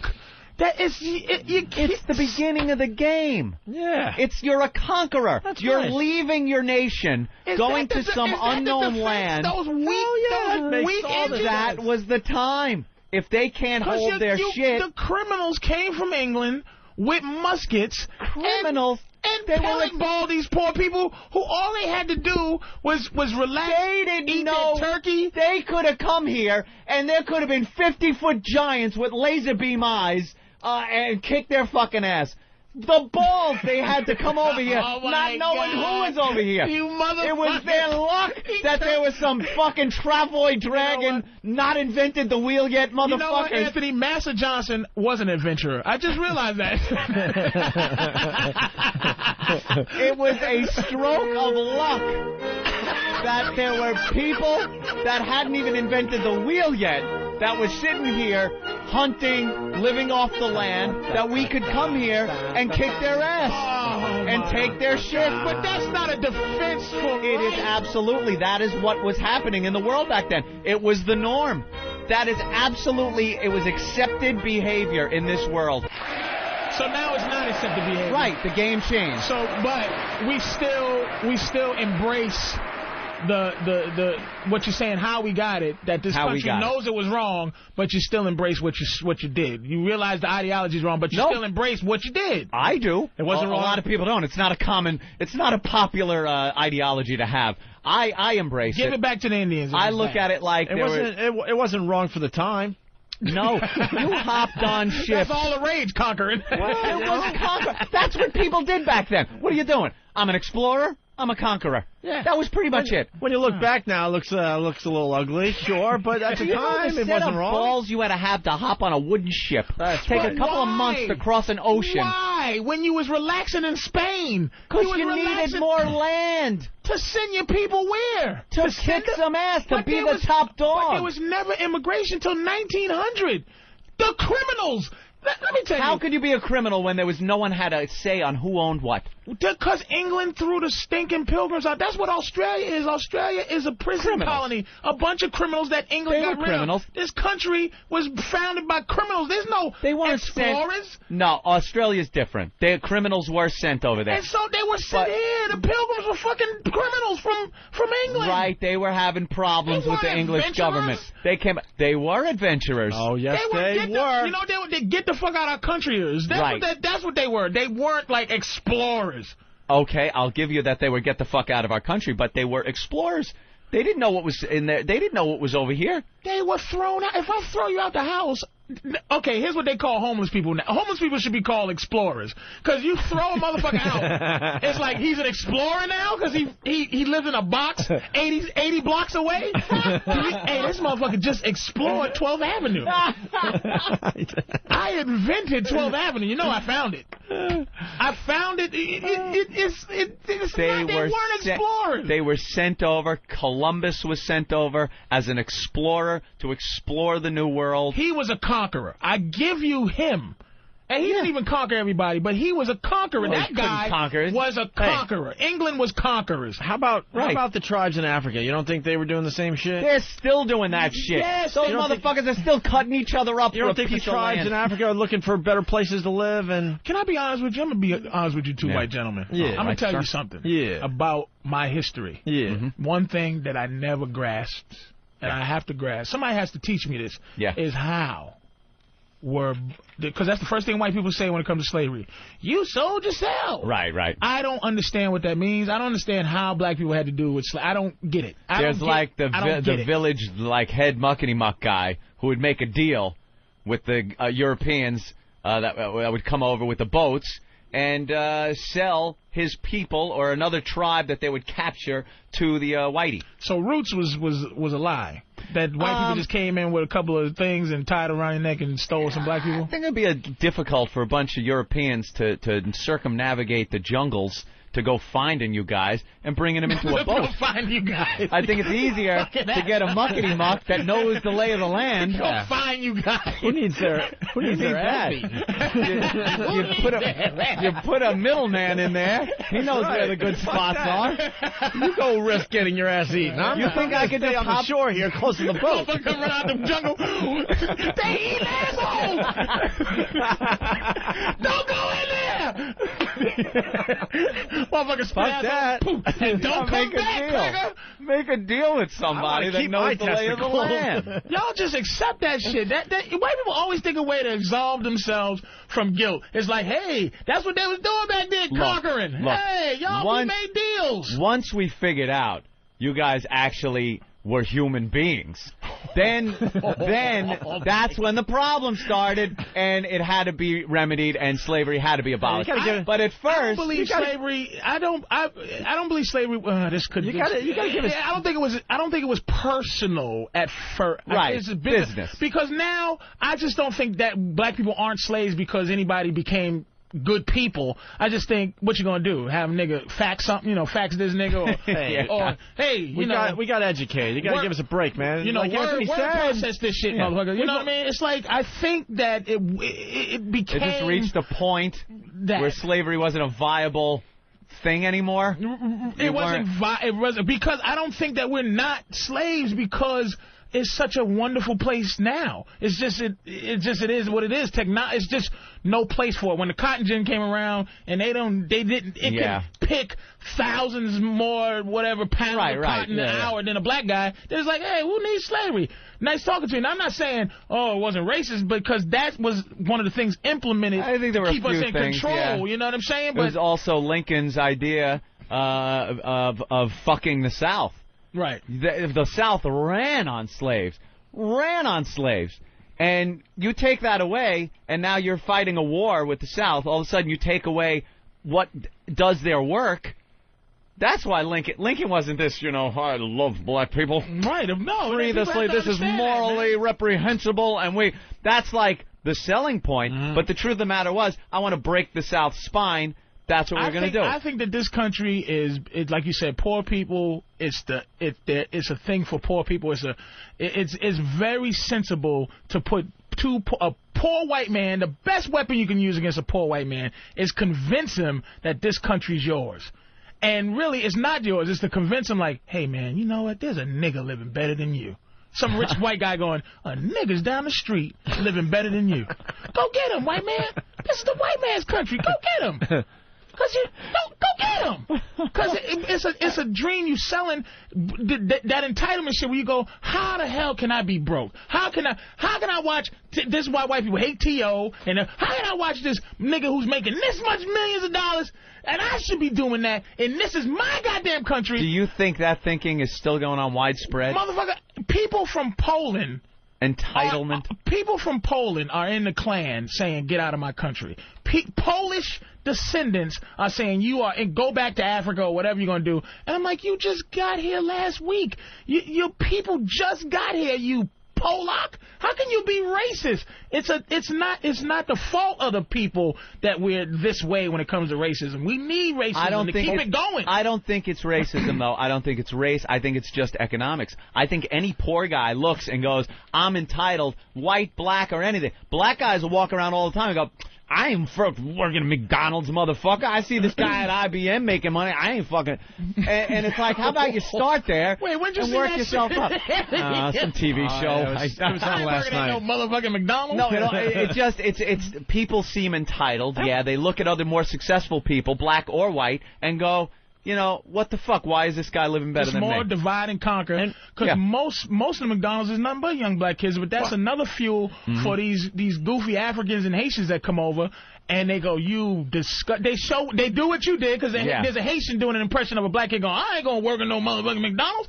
So that they go, how can they do this when they had the thing with the thing in McDonald's? I work so hard to make not just a 1 cent, a cent. They pay you $5 an hour just to flip a burger. Well, here's a question I got. Get on, man. Here's a question I got. Why are you guys still holding a grudge? What? We have to. Why? I'm going to tell you why. We turned you on to America. You know what? Let me tell you what. This is a great place. Let me tell you what. Wouldn't be here if it wasn't America. for us. Ready? Jesus. Ready? Here is the problem. All right. And we had nothing to do with this shit, but you take it out on us. But you take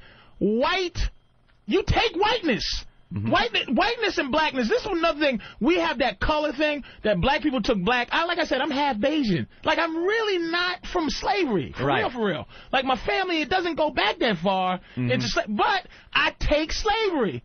You take whiteness. You know what I'm saying? Right. When you have a personal history. You're not a colonial white guy who owned a slave. You're Irish, right? No. What are you? I'm a mutt. Then you're not. I'm a little bit Italian. That black people have. Ready? Here's the fucking problem. Mm-hmm.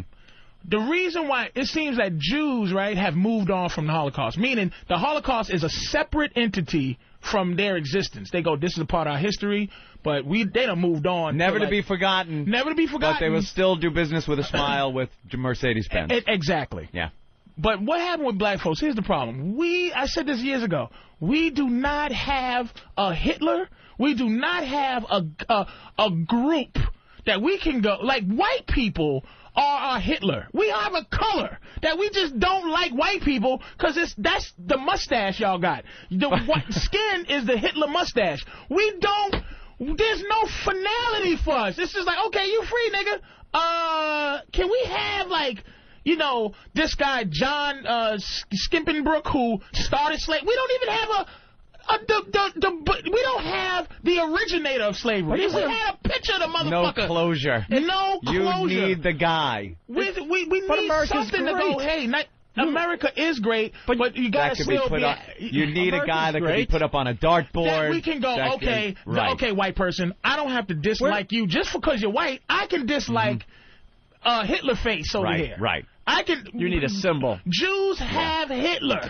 And about 8 other motherfuckers you can name by name. Himmler, Heimlich, Mengele. They got a bunch that Heimlich maneuver. That's when they sweep around the outside. Is it Heydrich? Not Heimlich. Heydrich. Whatever. Heinrich. Where would your people be if it wasn't for slavery? Would you have come over to America under your terms? We would be in Africa, not comparing our existence to anything. We would be like, we'd be in Africa living how we live. But there would be no, damn, I wish I was over there with them white people and Indians. We would just be living how we live. Who the hell knows how we be living? There would probably also be immigration. People coming over here, being successful. We would probably went to without England. Any of that. Right. Which is what they're doing now. England is dealing with Africans now. That's why there's racism in Ireland now. Yeah. Because there wasn't because there was no blacks there. Now there's blacks there, and they're like, who are you motherfuckers? But they need blacks to come over and work. They're growing like that. Yeah. So I'm saying that's what our anger is. Our anger is we just free, and now we just live with you. Like, hey, how you doing? We don't bother with you guys anymore. It's all about the Arabs. Jews, they don't look. Jews have a way to not Arabs are the new niggas. That's why I'm so happy that they're how they are right now. Now we got somebody else. Somebody else that a black person can know what it's like to be a racist. White and black alike can just not stand somebody. Cannot really like Arabs hate together. See, this might help us all out. Come on, let's hold hands. Thank you, terrorists. Hold hands. Kumbaya. Let's go. Come on. Let's sing We Shall Overcome. Thank you, terrorists, so much. Because I know how to be racist. They united. Now it's all about the... I saw your HBO special. Dibble, dabble, dibble. Yeah. Now it's all about... It's all about them now, right? That's for them doctors, man. The goddamn doctors. Ibble dabble fat. Ibble dabble pills. Just coming over here arrogant because they come over here and they become doctors and they think that I ain't shit because I ain't a doctor. Yeah. You had the opportunity to ibble dabble be a ibble dabble. Ibble dabble doctor, ibble dabble pills. There are a lot of like Indian doctors. Because they think you ain't shit when you come over here and you don't take advantage of what this country has to offer. Fuck you, Asians, you foreigners. 15 of them living in one room. They're working like 80 hours a day, and you know, people respect that work ethic. Ugh. Yeah. I hate that. I work hard to be lazy. I hate the fact that lazy. they're behind the cashiers. No personality whatsoever. I feel sorry for your mother. What you say? What? I love that scene, man.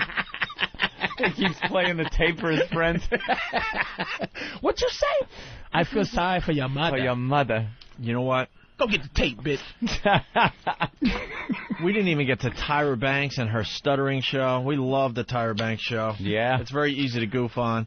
We didn't get to the trading spouses broad, the psycho-religious woman. We might be able to play a couple clips of this because part 2's tonight. Part 1 was last week. Yeah.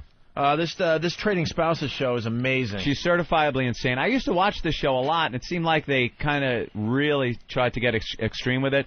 They would take a wife from one family and put them in another household. Yeah. And vice versa. So she'd have to live as the wife and mother at a whole other house. And it started getting a little odd. Like they would put a black woman with a white family. So you'd be like, all right, that's kind of cool. You know, cultures colliding a little here. And then they put like this pacifist woman with a family that has somebody over in the war. And they'd put some animal rights activist with some guy, a family from Louisiana or something that was just had chopped off alligator heads in the backyards. So they were really trying to push things. And now they came up with this woman who's a religious nut, a Christian woman, and put her with a very open family as far as their religion goes and their beliefs and things. You know, they agnostics. Yeah, they'd have no problem fucking with a Ouija board and things like that. And this woman is just so strictly Christian, she freaks out. Yeah, let's get to the audio because we're running out of show. They say that nobody's happy unless I am happy. That's hitting the spots. That I am what controls the whole house. I am a queen. It seems to be the consensus, so I guess I'll have to give in and say that that's true. I need my back popped. As long as she gets her way, she's happy. It's better if I just try to work with her and do the things that she wants. Pop it, pop it, pop it, pop it. Oh, it's so good. I love my husband. What I appreciate is how passive Barry is and how much he does. Abigail just dropped a glass on the front porch there. If you don't mind getting that, I'd appreciate it. I'm kind of the handyman. I'm the pool boy. I'm the yard boy. Trash and stuff. That's pretty much for Dad to do. All right. So they're setting it up there. So the psycho-religious woman, now she's talking to God in this clip. Oh, Lord, thank you. I felt you last night. I can hear God. I'm constantly talking to God. Ooh, I forgot something, Lord. And he talks as much as I do. One more thing, Lord. Help me make some Cajun food that everyone will like. If you don't believe that God died on the cross and he's our Savior, Lord Jesus, thank you for gathering us all here today. That bothers me. All right. We're rushing through this. We'll have to wait for tomorrow. I want her screamy clips. I know. She loses her mind. The blows up on new spouse's radio show? I don't know. Let's try this one. I think this was the one. Fan would know. Was this the clip then? Yeah, the last two. If we have want time. loony clips. All right, here we go. Well, she doesn't get fully loony till tonight. Yeah, I know, but I've heard some Tonight's loony part clips. 2. Yeah. Find me a church. I've done everything everybody else wants to do. Find me a church to go to. I need peace in my heart. I need it now. Bring me. I didn't know what to do.